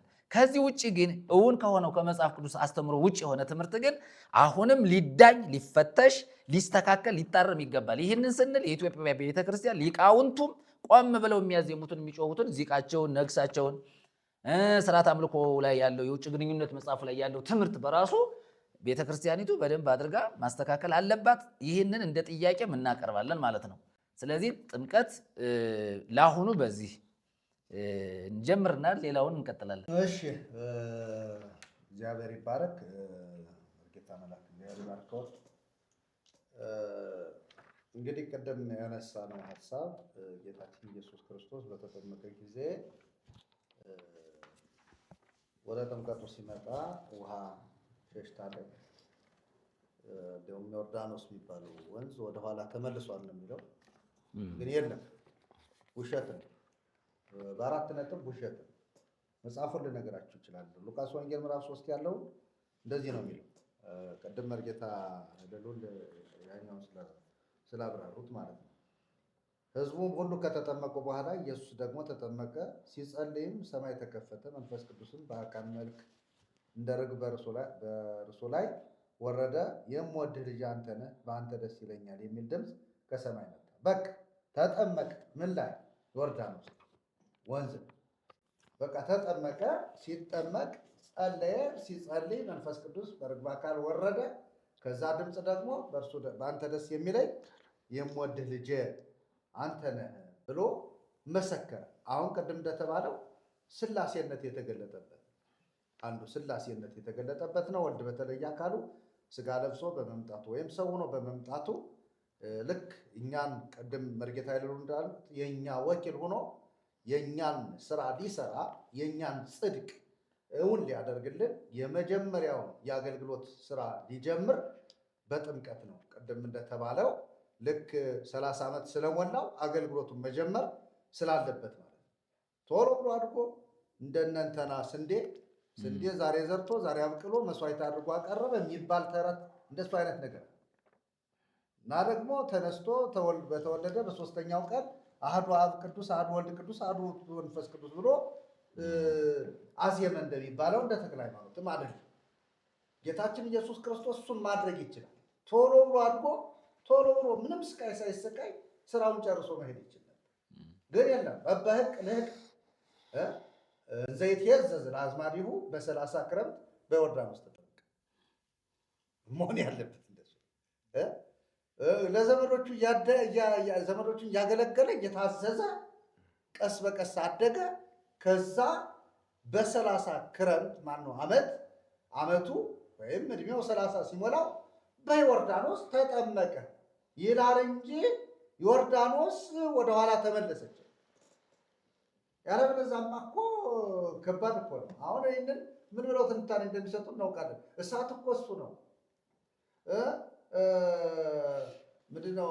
እያዋያ እሳተ መለኮት በማርያም ማህፀን እሳት ሆኖ ሲገለጥ የመለኮት እሳት አላቃጥላት። ምንም እንደሱ እንድትለው ጌታ አይፈልግም። በቃ እሱ ሰው ሆኖ መጣ፣ በፈቃዱ ማለት ነው። በአባቱ ፈቃድ፣ በራሱ ፈቃድ፣ በመንፈስ ቅዱስ ፈቃድ ሰው ሆኖ መጣ። በቃ እንደ ሰው ነው ያደገ ሰው ነው። ደግሞ ፍጹም ሰው ነው፣ ፍጹም አምላክ ነው። ስለዚህ ይህንን ትምህርት በደንብ አድርጋችሁ ሌሎቹ እንዲሰሙት ሼር አድርጉ። ምክንያቱም ውሸት ነው። ዮሐንስ ውሃ ሸሸ ምናምን ከተባለ በደረቅ ምድር ላይ ተጠመቀ ይባል። በውሃ ተጠመቀ የሚለው ትምህርት ከንቱ ነው የሚሆነው እና ደግሞ ያ የሸሸው ተመልሶ ቢመጣ ያሰምጣል። ኃይለኛ ጉልበት ይዞ ነው የሚመጣው እና ውሃ በደንብ ጥንቃቄ ያስፈልጋል ለማለት ነው። ውሃ ገድባችሁ ለቃችሁ ደግሞ እንደ ጌታ ብላችሁ እንዳትወሰዱ። ስለዚህ ቀሲስ በእነዚህ በሁለት ሀሳቦች ባነሳናቸው ሁለት ሀሳቦች ላይ አንደኛ የጌታችን ኢየሱስ ክርስቶስ መጠመቁ እውን ነው፣ ትክክል ነው፣ መጽሐፍ ቅዱሳዊ ነው። አገልግሎቱን የጽድቅን አገልግሎት የጀመረበት ነው። በሁለተኛ ደረጃ ደግሞ ጌታችን ኢየሱስ ክርስቶስ ሲጠመቅ ውሃ አልሸሸችም። እንደገና ሁለት ምስባኮች ናቸው የሚሰበኩ። አንዷ ምንድን ነች? ባህረኔ ርያት ወጎየት አንዱ እሱ ነው። ርዩ ከማያት አንተን አይተዋሃደ በቃ ፈሩ እርሜዳ ውሆች እኮ ነው የሚለው ፈሩ። አንዱ ኋላ አይደል ዮርዳኖስ አይደል የገባው? ስንት ውሆች አሉ እዛ ላይ። አንድ ወደ ዮርዳኖስ መጣ ነው የሚለው። በቃ ትልቅ ውሃ ነው፣ ትልቅ ወንዝ ነው። እዛ ነው የተጠመቀ የሚለው። እሱን አይተው ሸሹ፣ ፈሩ ይላል። ሆኗል ወይ? አሁን እንደው ይቅርታ እኮ ጣልቃ ገባሁኝና ይሄ ነገር ሆኗል ወይ? አሁን ያልሆነ ነገር ምንድነው? አሁን እኛ ቤተክርስቲያን የምንቃወመው ቤተክርስቲያን ለምን ትዋሻለች? ለምን እየዋሸች ህዝብን ታስታለች ነው እኮ። ስታ ማለት ነው። ለምሳሌ አሁን እናንተ ቅድም እንዳላችሁት ባህር አየች ሸሸች፣ ዮርዳኖስ ወደ ኋላ ተመለሰ፣ አድባር ተራሮች እንደ ጊደር አንፈራጣ ዘለሉ ይላል። ዘለሉ ይሄ ሆኗል። አንደኛ ይሄ ታሪክ የተፈጸመው እስራኤል ከግብፅ ሲወጡ ነው። ለምሳሌ አመወጽው እስራኤል ግብፅ ስለሚል ለምሳሌ ዮርዳኖስ እንደ ክምር ቁሟል አይደለ? እስራኤላውያን ሲያልፉ ዮርዳኖስ እንደ ክምር ቁሟል። የኤርትራ ባህር ተከፍሏል። በእነሱ ጊዜ ይሄ ሆኗል። ሲመለስ ግን ምን ሆነ? ውሃው ሲመለስ አይ ቆይ እሱን እንተውና እኔ ምን ልፈልጌ ነው ኢየሱስ ሲጠመቅ ግን ይሄ ነገር አለ የለም፣ ውሸት ነው እኮ። እንደገና ደግሞ በሁለተኛ ደረጃ ፈርቶ የሸሸ ውሃም የለም እኮ። ኢየሱስ እንደማንኛውም ሰው መጥቶ ነው የተጠመቀው። ተጠምቆ ከውሃ ሲወጣ ብቻ ነው ነገሮች የተቀየሩት። እንዲያውም ወረፋ ይዞ አልሆን እኮ ሰው እና እንዲያው እዚህ ጋር ሰው ትኩረት እንዲሰጥ ነው። እኔ በዚህ ላይ እዚህ ጋር የመጣሁት ምንድን ነው ሰው ትኩረት እንዲሰጥ ያልሆነ ነገር እየተረኩ እንደሆነ፣ ያልተሰራ ታሪክ እየተረኩ እንደሆነ፣ ታሪኩ የውሸት ታሪክ እንደሆነ፣ በወንጌላት ላይ ያልተጻፈ በእግዚአብሔር ቃል ላይ ያልተጻፈ የሌለ ነገር ፈጥረው በሌላ ጊዜ የሆነውን ታሪክ አምጥተው ኢየሱስ እንዳደረገው በማድረግ ሕዝብ እያሳቱ እንደሆነ ሰው እንዲገነዘብ ለማለት ነው። ይቅርታ። በጣም ጥሩ ነው። እኔም ያልኩት እኮ ትክክል ነው እኮ ውሸት ነው፣ ሐሰት ነው። በፍጹም ያልሆነ ነገር ፈጥሮ ማውራት ነው። ታሪክን ከታሪክ ማጋጨት ነው። እግዚአብሔር የሰራውን ትክክለኛውን ታሪክ ባልተሰራ ትክክለኛ ባልሆነ ታሪክ መደበላለቅ። ይህ ምንድን ነው ሲባል የሰውን አእምሮ በተረቶች መያዝ። አሁን ለምሳሌ ምንድን ነው የተባለ? ለምን እንዲህ ተባለ ሲባል እንዴ እሱ ጌታ አይደለ? እንዴት ውሃ ዝም ብላ ደፍራ ታጠምቀዋለች ብሎ አጋኖ ሊሰብከው ይችላል። ግን በቃ ጌታ እኮ ትሑት ሆኖ ነው የመጣው፣ የዋህ ሆኖ ነው የመጣው፣ የባሪያን መልክ ይዞ ነው የመጣው ነው የሚለው መጽሐፍ። የባሪያን መልክ ይዞ ከመጣ እኮ ጌትነቱን እንደ መቀማት ሳይቆጥር አይደል የሚለው። የባሪያን መልክ ይዞ ከመጣ የአገልጋይነት መንፈስ ይዞ ነው የመጣው። አገልጋይ ሊያገለግል ነው የመጣው እንጂ እሱ እዚህ መጥቶ ሊተብት እኔ ጌታ ነኝ ብሎ በቃ በየእንትኑ በየፈሪሳዊው ዘንድ እየሄደ ራሱን ሊገልጥ አይደለም። እነሱ ናቸው እሱ እንኳን እኔ ጌታ ምናምን እያሉ ሲቀባጥሩ መምህር ምናምን ሲሉ እሱ ብዙም በዚህ ጉዳይ ላይ ሐሳብ መስጠት አይፈልግም። ለምን? እሱ የመጣበት የባሪያን መልክ ይዞ ነው። ሊያገለግል ነው የመጣው፣ ሊሞት ነው የመጣው፣ ሊሰቀል ነው የመጣው። ስለዚህ እሱን ጽድቅ ሊፈጽም ነው የመጣው። ስለዚህ ያን ጽድቅ ነው ሊፈጽም ያለው። ከዛ በኋላ እኮ ከውሃው ከወጣ በኋላ እኮ ሄደ እኮ ምድረ በዳ ሄዶ እኮ ተፈትኖ መጣ እኮ፣ ወረደ፣ አስተማረ እኮ። ከዛ በኋላ እኮ ቀራንዮ ሄደ። ጌታ እንዴት አይነት መታወር ነው እኔ አሁን እንዴት አይነት መንፈስ ነው እኔ በአባቶች ላይ የገባባቸው? የምን የሐሰት መንፈስ ነው? ማን ነው ይህን አድርጉልኝ ያለ? እውነት ነው፣ ታምራትን ያደረገ ጌታ እኮ ነው። ባህር ሲከፈል እኮ ኢየሱስ ነበረ አይደለም እንዴ? ከሥላሴ አንዱ አካል እኮ ነው ኢየሱስ። በእግዚአብሔርነቱ እኮ እግዚአብሔር ነው። ባህር ሲከፈል ያን እስራኤል በደረቅ ምድር ሲሻገር ነበር። እንዲያውም እኮ ሙሴ የመታው ዓለት ክርስቶስ ነበር ይለናል እኮ መጽሐፍ ቅዱስ። አልነበረም አይደለም።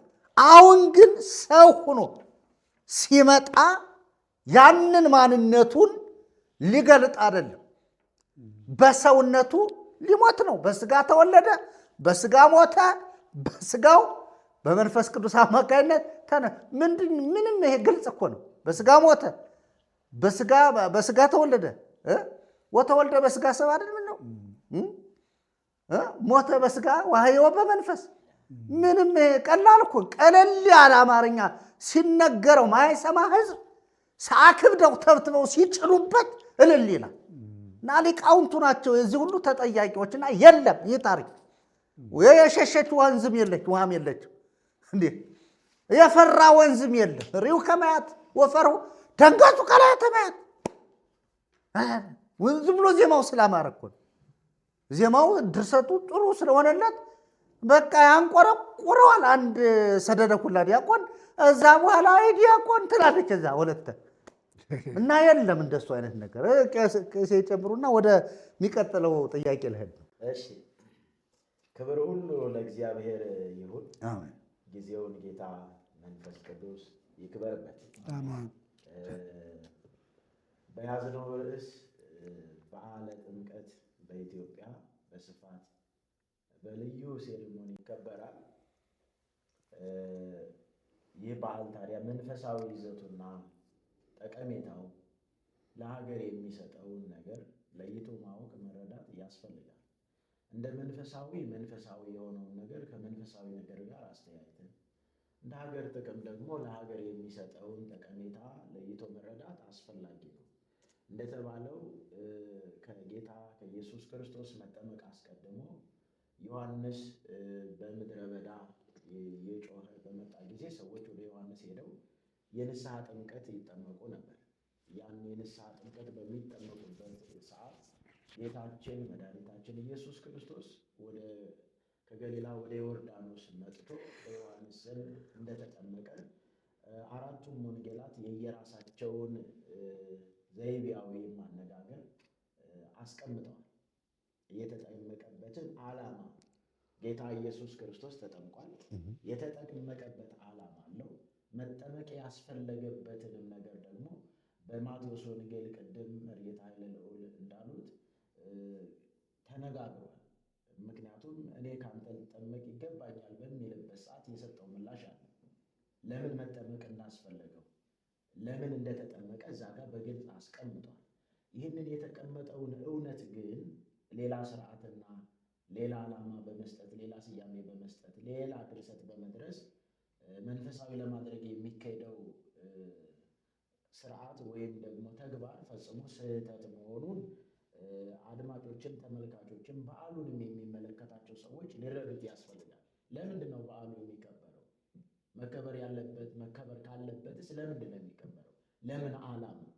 ይህ የሆነው እውነት አለ፣ የሆነው እውነት አለ፣ የተፈጸመው እውነት አለ። ያንን እውነት በተመለከተ ከሆነ በዓሉ የሚከበረው እሰይ ያስብላል።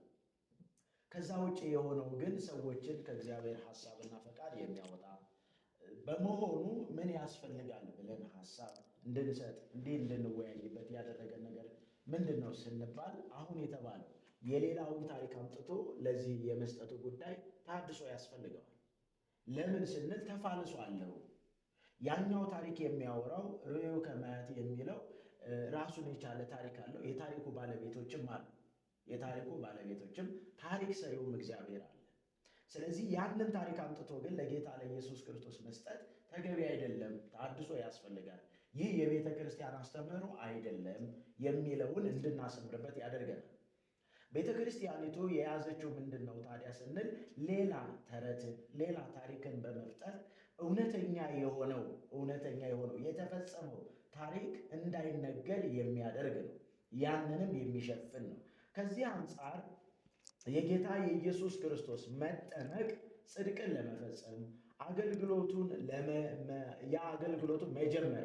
የአገልግሎቱ መጀመሪያ እና የአብ የወልድ የመንፈስ ቅዱስ አንድነት የተገለጠበት በጣም እዚህ ላይ ልናሰምርበትና ትኩረት ልንሰጠው የሚገባን እንደ ሥላሴ አማኝ በሥላሴ አማኞች ነን የምንል ሰዎች ይህ ምስጢር ከሰማይ ድምፅ የመጣበት ጌታችን ኢየሱስ ክርስቶስ ደግሞ ሰው ሆኖ በአካል የታየበት መንፈስ ቅዱስም ደግሞ የወረደበት ይህ ሦስቱ አካላት በአንድ የተገለጡበት ልዩ መገለጥ የታየበት ይሄ ነው። እውነታው ይሄ ነው። የታየው ይሄ ነው። ከዚህ ውጭ የሆነ ነገር የለም። ውሃም አልሸሸም። ውሃውንም የከበበ እሳት የለም። በመጽሐፍ ቅዱሱ ላይ እንደተቀመጠው ቃል ማለት ነው፣ የለም። ከዚህ አንጻር ከየት የመጣ ነው ስንል እንግዲህ ብዙውን ጊዜ የኢትዮጵያ ኦርቶዶክስ ተዋሕዶ ቤተክርስቲያንን የምንሞግትበት ምክንያት ምንድን ነው? እንደ ቤተክርስቲያን እንደ ቀደምት ቤተክርስቲያን እውነታን ለቃ ታሪክና ተረትን ከማስተማር ይልቅ እውነት የሆነውን የእግዚአብሔርን ቃል ማስተማር አለባት። ቤተክርስቲያናችን ያደግንባት ናት። ነገር ግን ደባል የሆኑ ነገሮች፣ አላስፈላጊ የሆኑ ስርዓቶች መፈጸም የለበትም። ከዚህ አንጻር ምንድን ነው መሆን ያለበት ስንል እውነተኛ የሆነውን የጌታችን የመድኃኒታችን የኢየሱስ ክርስቶስ የፈጸመውን ያደረገውን ያንን መስበክ፣ ያንን ማስተማር፣ ለትውልዱ ማሳወቅ ይሄ ተገቢ ነው። ከዚህ ውጭ ያለው ነገር ግን ምንድን ነው ስንል ስህተት ነው። ስህተት ምን መደረግ አለበት? መታረም አለበት። መጽሐፍ ቅዱሱ ታይቶ ተመዝኖ ምን ማለት አለበት? መታረም አለበት። መልክ ተደርሶ ያንን መልክ በመጮህ ይህንን ሐሳብ ይገልጣሉ አይገልጥም? የበዓሉን ባለቤት ክርስቶስ ኢየሱስን ይገልጣሉ? በፍጹም አይገልጥም። ጥምቀት መከበሩና መንፈሳዊ ይዘቱን ለይቶ መረዳት ያስፈልጋል። መንፈሳዊ ይዘቱ ምንድን ነው? ሀገራዊ ጠቀሜታው ምንድን ነው የሚለውንም በአግባብ ማየት ያስፈልጋል። አንድን ነገር የሚደረገው ከምን አንጻር ነው ስንል ከጥቅም አንጻር ነው። እንግዲህ ጌታችን መድኃኒታችን ኢየሱስ ክርስቶስ ወደዚህ ዓለም የመጣበት ሰው የሆነበት ፍጹም ሰው ሆኖ እግዚአብሔርን አብን በማክበር በጽድቅና በቅድስና ሰው ሊኖረው የሚገባውን እውነት በመኖር የገለጠ ያንን ለሰው አርአያ የሆነበትን እውነት ማወቅ ተገቢ ነው። ከዚህ ውጭ ግን አሁን በምድራችን በኢትዮጵያ እየተከበረ ያለው ቤተ ክርስቲያንም ደግሞ እየሰጠች ያለችው አስተምህሮ ተፋልሶ አለው፣ ስህተት አለው፣ ታድሶ ያስፈልገዋል። የሚሰመርበት ጉዳይ ነው። ይህን እንግዲህ አሁን ባለው ነባራዊ ሁኔታ ደግሞ ስናየው መስተካከል እንዳለበት አንዳንድ አባቶችም እያነሱ ስለሆነ ያን እንግዲህ በአድማጮች ዘንድ በአማኞቹ ዘንድ የሚፈጥረውን መስተጋብር ማየት ተገቢ ነው ብዬ አስባለሁ። እንዲያው ማርቆስ ሲጽፍ አንድ ነገር ለየት ያለ፣ ምክንያቱም ወንጌላቱ የጻፉት ነገር የሚጋጭ አይደለም፣ የሚጣረስ አይደለም፣ የሚመጋገብ ነው። ነገር ግን ዘያቸውን አስቀምጧል። ራሳቸው የተረዱበትን ያዩበትን ነገር አስቀምጠዋል። ሉቃስ ሲጽፍ ቅድም መርጌታ ቀጸላ ስላነበቡት፣ ማርቆስ ሲጽፍ ግን አንድ ነገር ብሏል። ማርቆስ ይህንን የገለጠበትን ነገር ተጠምቆ ከወጣ በኋላ ሰማያት ተቀደዱ ይላል። አሁን እዚህ ጋር ለየት ያለ ነገር የምናገኘው ምንድን ነው ስንል በማርቆስ ወንጌል ላይ ያለው ነው። የተለየ ነገር አለው ብለን ልናስብ የምንችለው በዚያም ወራት ኢየሱስ ከገሊላ ናዝሬት መጥቶ ከዮሐንስ በዮርዳኖስ ወንዝ ተጠመቀ። ወዲያውም ከውሃ በወጣ ጊዜ ሰማያት ሲቀደዱ መንፈስም እንደ ርግብ ሲወርድበት አየና የምወድህ ልጄ አንተ ነህ። ቀጥታ ለሱ ለተጠማቂው ሰውም አምላክም ለሆነው ለኢየሱስ ክርስቶስ አንተ ነህ፣ ባንተ ደስ ይለኛል የሚል ድምፅ ከሰማያት መጣ። ወዲያውም መንፈስ ወደ ምድረ በዳ አወጣው ይለናል። ከዛ ቀጥሎ የሄደበትን ይነግረናል።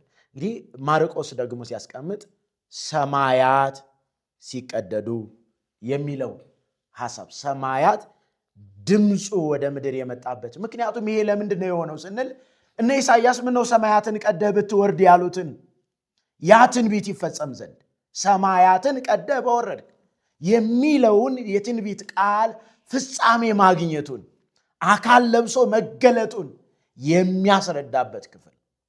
ከዚህ አንጻር እንግዲህ የሆነው እውነት ይህ ሆኖ ሳለ በኢትዮጵያ ኦርቶዶክስ ተዋሕዶ ቤተ ክርስቲያን የሚሰጠው አስተምህሮ ግን መስተካከል ይገባዋል፣ መታደስ ይገባዋል።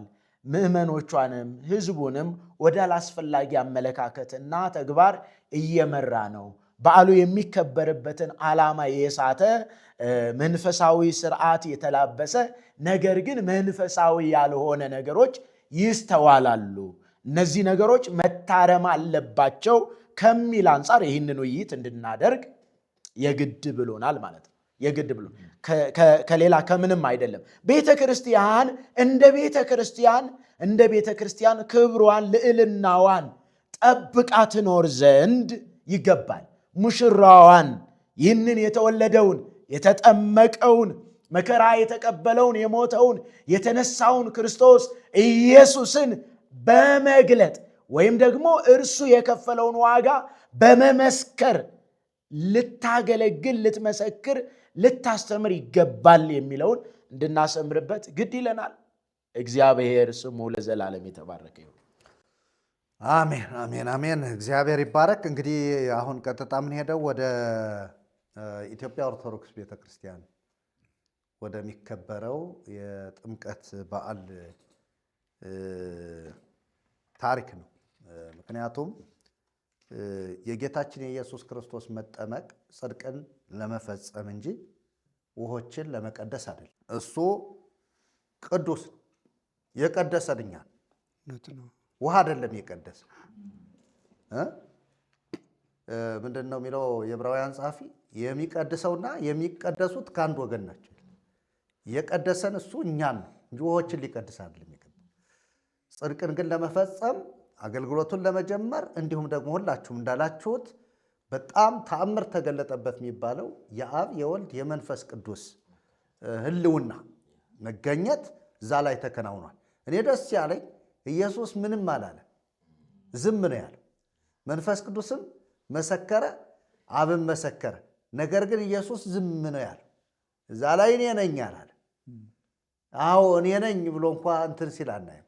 ራሱን ዝቅ አድርጎ በትህትና አባቱ የሚመሰክረውን ምስክርነት ዮሐንስ እንዲሰማ አድርጎታል። ለዚህ ነው ቅዱስ ዮሐንስ እንዲህ ሲል ሰማሁት ያለ። በእርሱ ደስ የሚለኝ የምወደው ልጄ ሲል ሰማሁ ነው ያለው ዮሐንስ ወንጌል ላይ ያለው። ስለዚህ ይሄ ምስክርነት ቀላል ምስክርነት አይደለም። ከዛ በኋላ እንግዲህ ደግሞታል ይህንን ቃል ጌታ እግዚአብሔር ኢየሱስ ክርስቶስ በተራራ ላይ ከዮሐንስ ከጴጥሮስና ከያዕቆብ ጋር ወደ ተራራ በወጣ ጊዜ ይህንን ንግግር ደግሞ እንዲያውም አስረግጦ የተናገረው በእርሱ ደስ የሚለኝ የምወደው ልጄ እርሱ ነው፣ እርሱን ስሙት ነው። እዚህ ላይ ግን የምወደው ልጄ ነው። እዛ ላይ ስሙት ሚልም ጨመረበት። ሃሌሉያ። ስለዚህ እዛ ላይ ምን ሆኗል ማለት ነው? ቀጥታ የጽድቅ አገልግሎት ተጀምሯል ተራራው ላይ በተገለጠ ጊዜ። እዚህ ግን ጅማሬ ነው እና ስሙት ያለ በቃ አገልግሎቱም እያገለገለ ነው። አሁን ወደዛ እየሄደ ነው፣ ወደ ቀራንዮ ወደ ሕማማቱ እየሄደ ነው። ስሙት በቃ። አሁን እሱን የማትሰማ ነፍስ ናት እንግዲህ ፈጽማ የምትጠፋው። እና ይህንን ካልነን በኋላ በኢትዮጵያ ኦርቶዶክስ ተዋሕዶ ቤተክርስቲያን እንደሚታወቀው ይሄ ጥምቀት በየዓመቱ ጥር 11 ቀን ይከበራል። ጥር 11 ቀን የሚከበርበት ታሪክ አለው፣ ራሱን የቻለ ታሪክ አለው፣ አመጣጥ አለው። እንደገና ደግሞ በሀገር ደረጃና በሌላ አንግል ደግሞ ስናየው በጥቅም ወይም የጥቅሙን ጉዳይ ስናየው እንደ ሀገር ጥቅም አለው በዩኔስኮ መመዝገቡ ማለት ነው። ነገር ግን እንደ መንፈሳዊው እይታ ስናየው ግን ጥቅሙ ምን ያክል ነው ወይንስ ጉዳት ነው ያለው ጥቅም ነው ያለው የሚለውን በደንብ አድርገን በዚህ ጉዳይ ላይ እናወራለን ማለት ነው።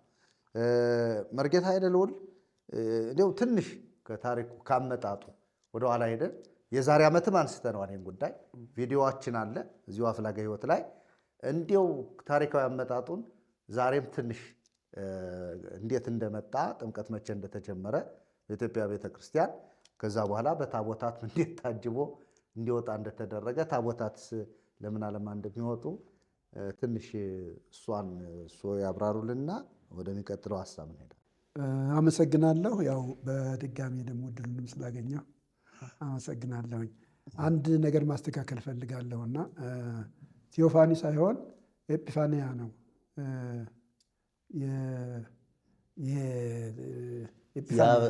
የአብ የወልድ የመንፈስ ቅዱስ የወልድ የመንፈስ ቅዱስ መገለጥ ነውና ኤጲፋንያ ነው የሚለውና እሱን ለማስተካከል ነው። ያው ሰሚ ስለሚሰማ ዝም ብለን እንዳላለፍ ነው እንዲያይ ነው። ይህንን ካልኩኝ እንግዲህ እናንተ ሁላችሁም እንዳላችሁት ኢየሱስ ክርስቶስ በሚጠመቅበት ጊዜ አሁን ይሄ የተባለው ነገር በሙሉ አልሆነም። በተለይ ቤተክርስቲያን የምትለው ማለት ቤተክርስቲያን የምትለው አልሆነም። የሆነው ቃሉ የሚለው ነው እና ቃሉ የሚለውን ቤተክርስቲያን ብትል ለእሷም ክብር ነው፣ ለእሷም ክብር ነው፣ ለሕዝቧም ጥቅም ነው። እንደገና ደግሞ ለአገልግሎቷም ዋጋ ነው። አንዲት ቤተክርስቲያን ዋሽታ ስላገለገለች ክብር አታገኝም። ዋሽታ ስላገለገለች ሕዝብ አትዝም።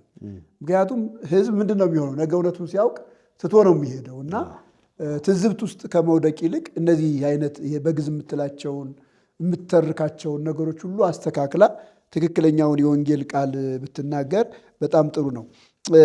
አንድ ሀሳብ ልናገርና ወደ ተጠየቁ ጥያቄ እመጣለሁ። በተለይ ስለ ኢየሱስ መጽሐፍ የሚለውን አንድ ነገር መናገር እፈልጋለሁ። ምን ይላል? 12 መሰለኝ 12 በተለይ ስለ ኢየሱስ ባህሪ በደንብ ቤተክርስቲያን እንድትረዳ ነው። አሁን እሷ የምትሰብከው ይሄ አጋና የምትሰብከው ኢየሱስ የኢየሱስ ባህሪ አይደለም። የኢየሱስ ባህሪ አይደለም። መጽሐፍ ቅዱስ ይህንን በደንብ ይናገራል። የማቴዎስ ወንጌል ምዕራፍ 12 ቁጥር 16 እና 17 እንደዚህ ይላል። በነቢዩ በኢሳይያስ የተባለው ይፈጸም ዘንድ እንዲህ ሲል እነሆ የመረጥኩት ብላቴናዬ፣ ነፍሴ ደስ የተሰኘችበት ወዳጄ፣ መንፈሴን በእርሱ ላይ አኖራለሁ።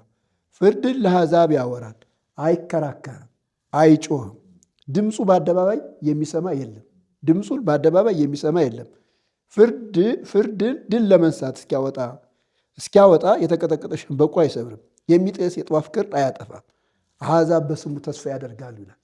ስለ ኢየሱስ የተነገረው ይህ ነው እና ኢየሱስ ማለት ያው መጽሐፍ እንደሚነግረን ትሑት አገልጋይ ትሑት አገልጋይ ራሱን እንደ ባሪያ አድርጎ ነው የመጣው እና ራሱን ለማግነን ራሱን ለማክበር ከፍ ብሎ ለመታየት ያደረገው ነገር የለም።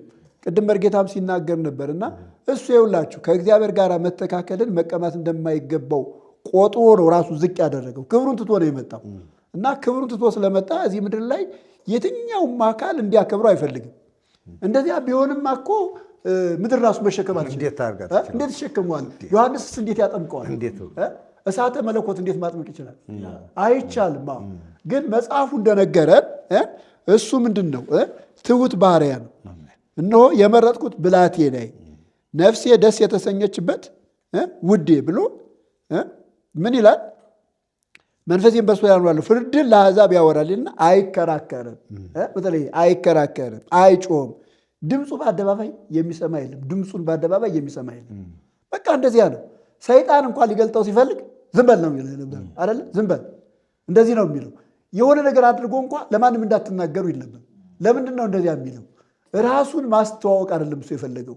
እሱ የፈለገው ምንድን ነው ከተባለ አገልግሎቱን መፈጸም ነው። እና ከዚህ የተነሳ አሁን እነሱ የሚሏቸውን ነገሮች ማድረግ የእግዚአብሔር ሐሳብ አልነበረም፣ የለበትም። ሐሳቡ ራሱ በውስጡ የለም።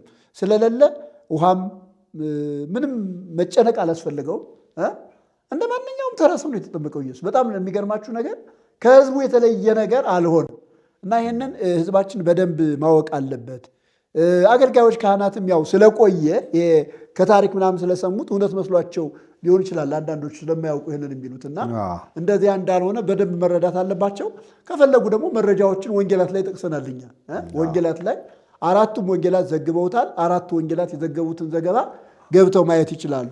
አንዳንድ ተምረናል የሚሉ ሰዎች ሰው እያሳቱ ስለሆነ በተለይ እዚህ ጋር መናገር የፈለግኩት ምንድን ነው፣ ተምረናል ሊቅ ነን የሚሉ ሰዎች የሌለ ታሪክ እየተረኩ ሰው እያሳቱ ነው ያሉት እና ይሄ ጥንቃቄ ሊደረግበት ይገባል።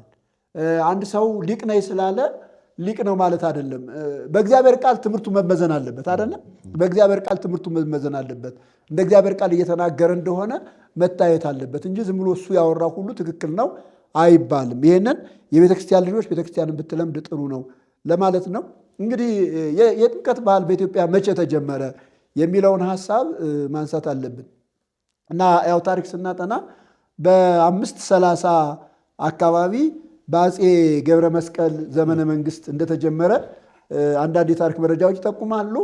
እንግዲህ ይህ ዘመን የኢትዮጵያ ቤተክርስቲያን ከፍተኛ የሆነ መንፈሳዊ እንቅስቃሴ ላይ የነበረችበት ዘመን ነው። በተለይ እነ ቅዱስ ያሬድ የነበሩበት ዘመን ነው እና ይሄ አፄ ገብረ መስቀል የሚባሉት ሰውዬ ጥሩ መንፈሳዊ ነገር የነበራቸው ሰው ናቸው እና ለቤተክርስቲያን የሚያስቡ የሚቆረቆሩ በተለይ ከ4ኛው መቶ ክፍለ ዘመን መጀመሪያ ጀምሮ ያሉት የኢትዮጵያ ነገስታት እና አብርሃ ጽባ እና አፄ ካሌብ እና አፄ ገብረ መስቀል እነዚህ በክርስትናቸው ጎልተው የሚታወቁ ሰዎች ናቸው እና በነሱ ዘመን በእሳቸው ዘመን እንደተጀመረ ታሪክ ይጠቁማል። ግን ማክበሩ የጥምቀትን በዓል ማሰቡ ይጀመር እንጂ እንደዚህ አይደለም። እያንዳንዱ ቤተክርስቲያን ባለበት ቦታ ወንዝ አካባቢ ሄዶ የጥምቀትን በዓል በማስታወሻነት ያስባል። በዚያን ጊዜ ታቦት እንዳለ የሚተርክ ነገር የለም፣ አይታወቅም። ምክንያቱም ታሪኩ የሚነግረን ምንድን ነው? በእሳቸው ዘመን ተጀመረ። አብያተ ክርስቲያናት ነው የሚለው። አብያተ ክርስቲያናት በየአካባቢያቸው ባሉ ቦታ ወረድ ብለው ያከብሩ እንደነበረ ይነገራል እና በእሳቸው ዘመን እንደተጀመረ ይህንን እናያለን። ከዚያ ቀጥሎ የምናየው በ1140 አካባቢ በቅዱስ ላሊበላ ደግሞ ትንሽ መሻሻል እንደተደረገበት ታሪክ ያስረዳል። ንጉሥ ላሊበላ እንግዲህ በጣም የታወቀ ንጉሥ ነው። በተለይ ከላስታ ነገስታት በጣም የታወቁ ነገስታት አሉ። እነ ንጉሥ ላሊበላ፣ እነ ንጉሥ ይምርሃነ ክርስቶስ፣ እነ ንጉሥ ሀርቤ እነዚህ በጣም የታወቁ ናቸው። በተለይ ንጉሥ ላሊበላ ደግሞ 11ዱን ውቅር አብያተ ክርስቲያናት የሰራ ሰው ነው ይባላል እና እሱም በጥምቀት ላይ ትንሽ ማሻሻል አድርጓል። እሱ ደግሞ ምንድነው ያደረገው ከተባለ አብያተ ክርስቲያናት ለየብቻቸው ጥምቀትን ከሚያከብሩ ሰብሰብ ብለው በጋራ እንዲያከብሩ የሚል አዋጅ እንዳወጀ እና ይህም ተቀባይነት ማግኘቱ ህዝቦቹ አብያተ ክርስቲያናት ሰብሰብ ብለው በጋራ ያከብሩ እንደነበረ አንዳንድ የታሪክ መረጃዎች ይጠቁማሉ ማለት ነው። ከዛ ቀጥሎ እንግዲህ በተለይ በኢትዮጵያ ቤተክርስቲያን ውስጥ ትልቅ ክራይሲስ ተፈጠረበት ብለን የምናስበው 14ኛው ወይም 15ኛው መቶ ክፍለ ዘመን ነው። ከ1440 ጀምሮ የተነሳው አጼ ዘርዓ ያዕቆብ አለና አጼ ዘርዓ ያዕቆብ ያው የጥምቀትን በዓል አሁን ሊከበር በሚችለው መንገድ እንዳደረገው አንዳንድ የታሪክ መረጃዎች ይናገራሉ። ለምሳሌ በሱ ዘመን ታቦት መውጣት እንዳለበት እና ታቦቱ ወጥቶ አብያተ ክርስቲያናት ተሰብስበው ታቦታቸውን አውርደው አንድ ቦታ ላይ ማክበር እንዳለባቸው እና ታቦቱ ደግሞ በ10 ወጥቶ አድሮ በነጋው መመለስ እንዳለበት በሄዱበት ቦታ ራሱ እንዳይመለሱ ለምሳሌ በአንድ አካባቢ በሌላ አካባቢ ከወረዱ ዙረው በሌላ ቦታ መምጣት እንዳለባቸው ምዕመናንም ታቦቱ ከቤተ ክርስቲያን ሲወጣ አጅበው መውረድ እንዳለባቸው እንደገና ሲመለስም ደግሞ አጅበው መውጣት እንዳለባቸው እሱ እንደደነገገ ይነገራል ማለት ነው። እሱ እንደደነገገ ታሪክ መረጃዎች ላይ ሰፍረው ይገኛሉ። እና እንግዲህ ያው እንደሚታወቀው በተለይ እኛ የወንጌል አገልጋዮች የኢትዮጵያ ቤተክርስቲያን መታደስ አለባት ብለን የምናምን ሰዎች ለአጼ ዘርዓ ያዕቆብ ጥሩ ነገርም ቢኖረን በአብዛኛው ግን የምናየው ስህተቱን ነው። እስከዚህ ድረስ ያልነበረ ነው። አሁን ታቦት ይውጣ ይውረድ የሚል እስከዚህ ድረስ አላየንም። በላሊበላም ዘመን ህዝቡ ተሰብስቦ በዓል ያክብራል እንጂ ስለ ታቦት አይነግረንም። በአፄ ገብረ መስቀልም ዘመን ይሄ ነገር የለም። እሱ ጋር ግን ታቦት መጣ። እንደገና ደግሞ ታቦቱ በህዝብ ታጅቦ መውረድ አለበት አለ። ወርዶ ደግሞ አድሮ መውጣት አለበት አለ። እንደገና ደግሞ ሀገር እንዲባረክ ደግሞ በአንድ ቦታ ወርዶ በሌላ ቦታ መምጣት አለበት። ይህንን ሁሉ ያወጣው እሱ ነው እና እዚህ ጋር ቤተክርስቲያን ትንሽ ሸፍት አድርጋለች። እንደው ከዚህ በፊት የሚከበረውን ያንን መልካሙን ነገር ይዛ ማክበር ሲገባት፣ ነገር ግን ከዚያ ይልቅ ወደ ባዕድ አምልኮ ወደ ጣዖት አምልኮ እንግዲህ ከየት እንደመጣ የማይታወቅ ነገር እዚህ ጋር ተፈጥሯል። ያው በታሪክ ሁልጊዜ የምንናገረው ነገር ነው። 13ኛው መቶ ክፍለ ዘመን ላይ ያው ስህተት ወደ ኢትዮጵያ ቤተክርስቲያን እንደገባ እንናገራለን። በተለይ እነ አቡነ ተክለ ሃይማኖት እነዚህ እና አባ ኢየሱስ ሞዐ እና አፄ ይኩኖ አምላክ እነዚህ ለዚህ ስህተት መግባት ምክንያቶች ናቸው። እና ይሄ ስህተት ከገባ በኋላ ቤተክርስቲያኒቱ ድሮ ከነበራት ክርስቲያናዊ ልምምድ ድሮ ከነበራት የክርስቲያን ስርዓት ወጣ ክርስቲያናዊ ያልሆነ ልምምድ ውስጥ እንደገባች ያሳያልና ይህንን በደንብ እንትን ማለት አለብን መረዳት አለብን ማለት ነው። ከዚያ ቀጥሎ የነበረው ከዚያ ቀጥሎ የተነሱት አፄ ናኦር ናቸው። እሳቸው ደግሞ ምንድን ያደረጉት ከአብያተ ክርስቲያናት የሚወጡትን ታቦታት ምዕመናን እንዲያጅቡ እና ያው በአካባቢው በሚወርዱበት ጊዜ ሁሉ እዚያ በጥበቃ እያደሩ እንዲተባበሩ የሚል እሳቸውም ይህንን ጨምረዋል። እሳቸውም አፄ ናኦድም ያው የሸዋ መንግስታት ዝርያ ናቸው እና አፄ ናኦድ እና አፄ ልብነ ድንግል እና አፄ እስክንድር እና በቃ እነዚህ በሙሉ የሸዋ ነገስታት ዝርያዎች ናቸው እና ሸዋ ነገስታት ላይ ያው እንትኑ ይሄ የሚከበርበት የነበረው ነገር ሸፍት እንዳደረገ ማየት እንችላለን ማለት ነው። ከዚህ የተነሳ ያው ትክክለኛው የጥምቀት ዓላማ ተረድቶ ትክክለኛው የጥምቀት ዓላማ ተስቶ ወደ ምን መጣ ማለት ነው? ወደ ባዕድ ልምምድ እንደመጣ እናያለን። ለምሳሌ ታቦታቱን በሆታ በእልልታ እንዲያጅቡ ለታቦታቱ የሚያስፈልገውን ነገር እንዲያደርጉ ሁሉ እዚህ አካባቢ ነው የተደነገገው እና ከዚያን ጊዜ ጀምሮ ያው እስካሁን ድረስ ያው አከባበሩ እንደቀጠለ ነው የሚታየው እና አሁን ደግሞ እንደምታዩት በጣም እንትን ብሎ አሁን በእኛ እድሜ እንኳ ከ2000 ከምንሌሙ ወዲህ የታቦት አከባበር ተለይቷል። ለምሳሌ ምንጣፍ እየተነጠፈለት ነው የሚሆነው።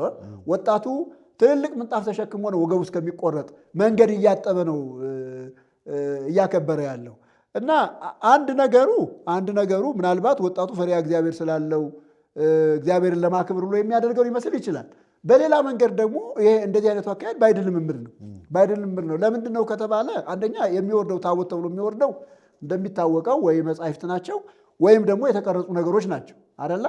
ይሄ በእግዚአብሔር ቃል ትክክል አይደለም። ለእግዚአብሔር ቃል ትክክል አይደለም።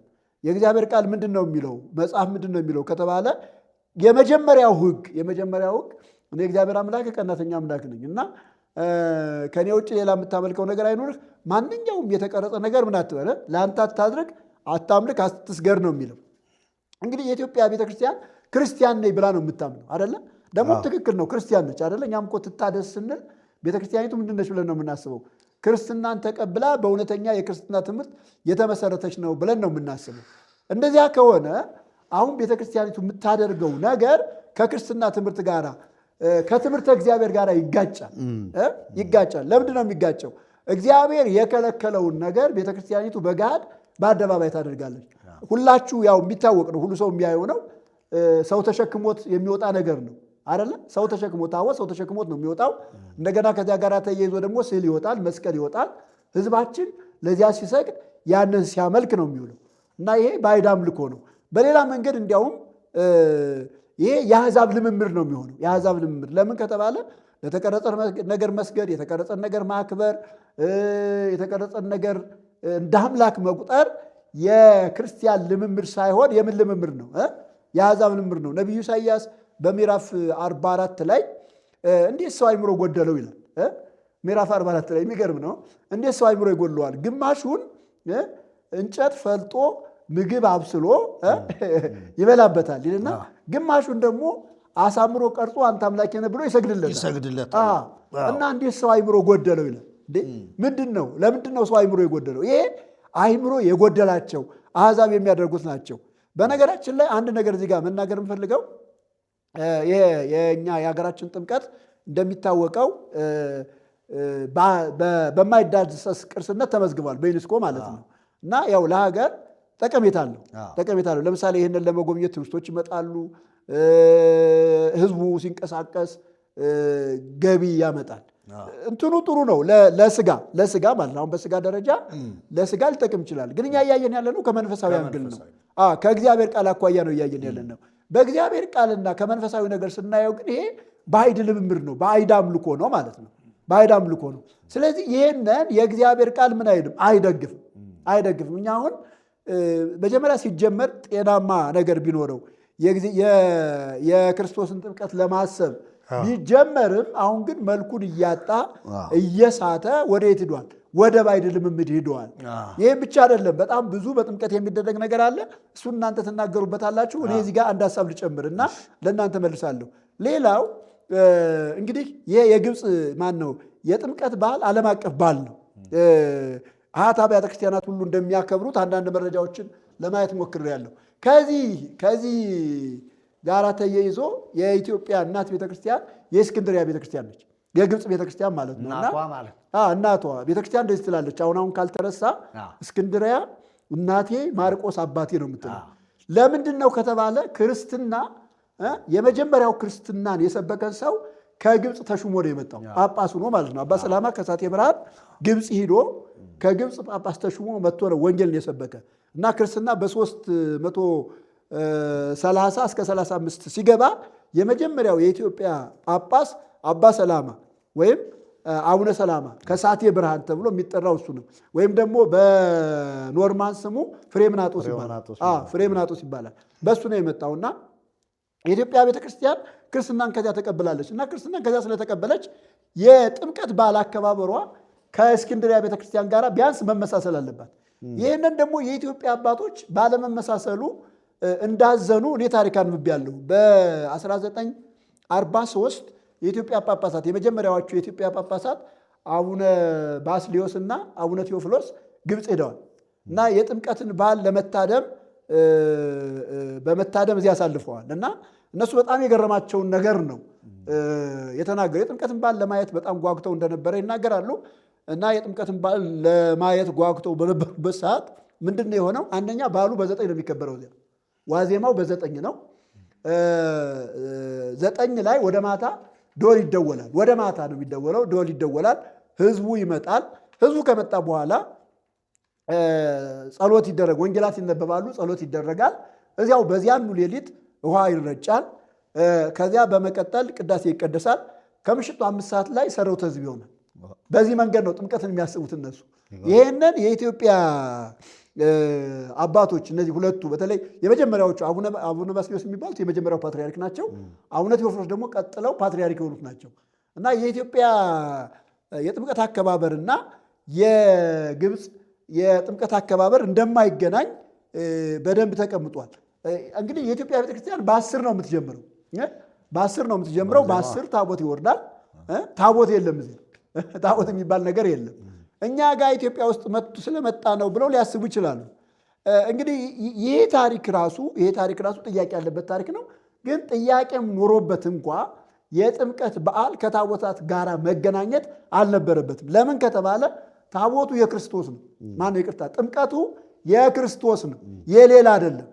ስለዚህ በክርስቶስ የጥምቀት በዓል ወይም ደግሞ ኢየሱስ በተጠመቀበት ቀን ሌላ አካላት መክበር፣ ሌላ አካላት አምልኮውን ምስጋናውን መውሰድ አልነበረባቸው። አይደለም የሚሰገደው ለነሱ ነው። ቃለ እግዚአብሔሩ ስለ ክርስቶስ እንኳ ቢሆን የሚሰገደው ለነሱ ነው። እና ይሄ አንድ ነገር የለም። ሁለተኛ ነገር በኢትዮጵያ ቤተክርስቲያን ረጅም ሰዓት ነው የሚጨርሰው። እንዳነሳሁትኝ ዓርብ በ10 ታቦቱ ይወርዳል። በ10 ወርዶ አድሮ ውሎ ነው የሚመለሰው። ቢያንስ ከ24 ሰዓት በላይ ይወስዳል። ሚካኤል ደግሞ ይቀጥላል። እሱ ደግሞ ሌላ ታሪክ ነው። በኋላ ስንመጣ እናየዋለን። ይህን ያህል ጊዜ ይወስዳል። እዚያ ግን 5 ሰዓት ብቻ ነው የሚወስደው። 5 ሰዓት እንደነገርኳቸው ወደ ማታ አካባቢ ደወል ይደወላል። ሰው ይመጣል። ጸሎት ይደረግና ውሃው እዚያው ነው የሚረጨው፣ ከቅዳሴ በፊት ማለት ነው። በኢትዮጵያ ደግሞ ከቅዳሴ በኋላ ነው አይደለ? ይቀደሳል። ከዚያ በኋላ ባህሩ ተባርኮ ነው የሚረጨው። እና ይህን ያህል ልዩነት አለው። ይሄ አንዱ ነገር ነው። ሌላው እኔ እዚህ ጋር በደንብ ማየት ያለብን እንዲያው ልጠይቅ ፈልጌ ነው፣ ይሄንን የማነሳው ልጠይቅ ፈልጌ ነው። ውሃ ሊቀድስ ነው ኢየሱስ ክርስቶስ የተጠመቀ ካላችሁ ለምንድን ነው ውሃ ለመቀደስ የምትጸልዩት? አይደለ? ውሃ እንቀድሳለን ተብሎ እኮ የሚጸልዩ አይደለ? ስርዓተ ቅዳሴ እኮ ይደርሳል ባህረ ጥምቀት ላይ ጸሎተ ቅዳሴ ተደርጎ ነው ምስማክ ተሰብኮ ውሃው የሚበረከው አይደለ? ስለዚህ ለምንድን ነው? ይሄም እኮ ጥያቄ ነው። ውሃው ከተባረከ ኢየሱስ ባረከው ካላችሁ ከኢየሱስ ሊበልጡ ነው እንዴ እነሱ? የሚገርም ነው። እና ይሄ ነው እና ይህንን ስናይ ከእስክንድርያ ቤተክርስቲያን ጋር ምንም አይነት ግንኙነት የለውም። እና ይሄ በእነሱ ራሳቸው ከፍተኛ ጥያቄ ፈጥሮባቸው ምን እያደረግን ነው ብለው አስቀምጠዋል። ይህንን ለማንበብ ከፈለጋችሁ በ2006 ዓ.ም የተጻፈ በስብከተ ወንጌል መምሪያ የታተመ ልዩ እትም መጽሔት ኢትዮጵያ ቤተ ክህነት ውስጥ አለ። ይህንን ማየት ይችላሉ። እና ይህንን ስናይ የጥምቀት በዓል ምንም እንኳ ሲጀመር በጤናማ መንገድ ቢጀመርም ነገር ግን መልኩን የሳተ በሂደት የመጡ ነገስታት ሐሳቡን እያበላሹት ነገሩን እየቀየሩት ወዳልተፈለገ አቅጣጫ እንደሄደ መረዳት እንችላለን። እና እኛ የምንሞግተው የምንናገረው ከዚህ የተነሳ ነው። ይህንን ስናጠና ይህንን ስናነብ እንደ እግዚአብሔር ቃል እንዳልሆነ ባዕድ ልምምድ እየተካሄደበት እንደሆነ መጀመሪያ ሲጀመር ራሱ በተጀመረበት የመንፈሳዊ ስርዓት መሰረት እየተከናወነ እንዳልሆነ በግልጽ ስለምናይ ነው ለማለት ነው። ተባረኩ። በጣም ጥሩ። እግዚአብሔር ይባርከዎት መርጌታ ይደሉ።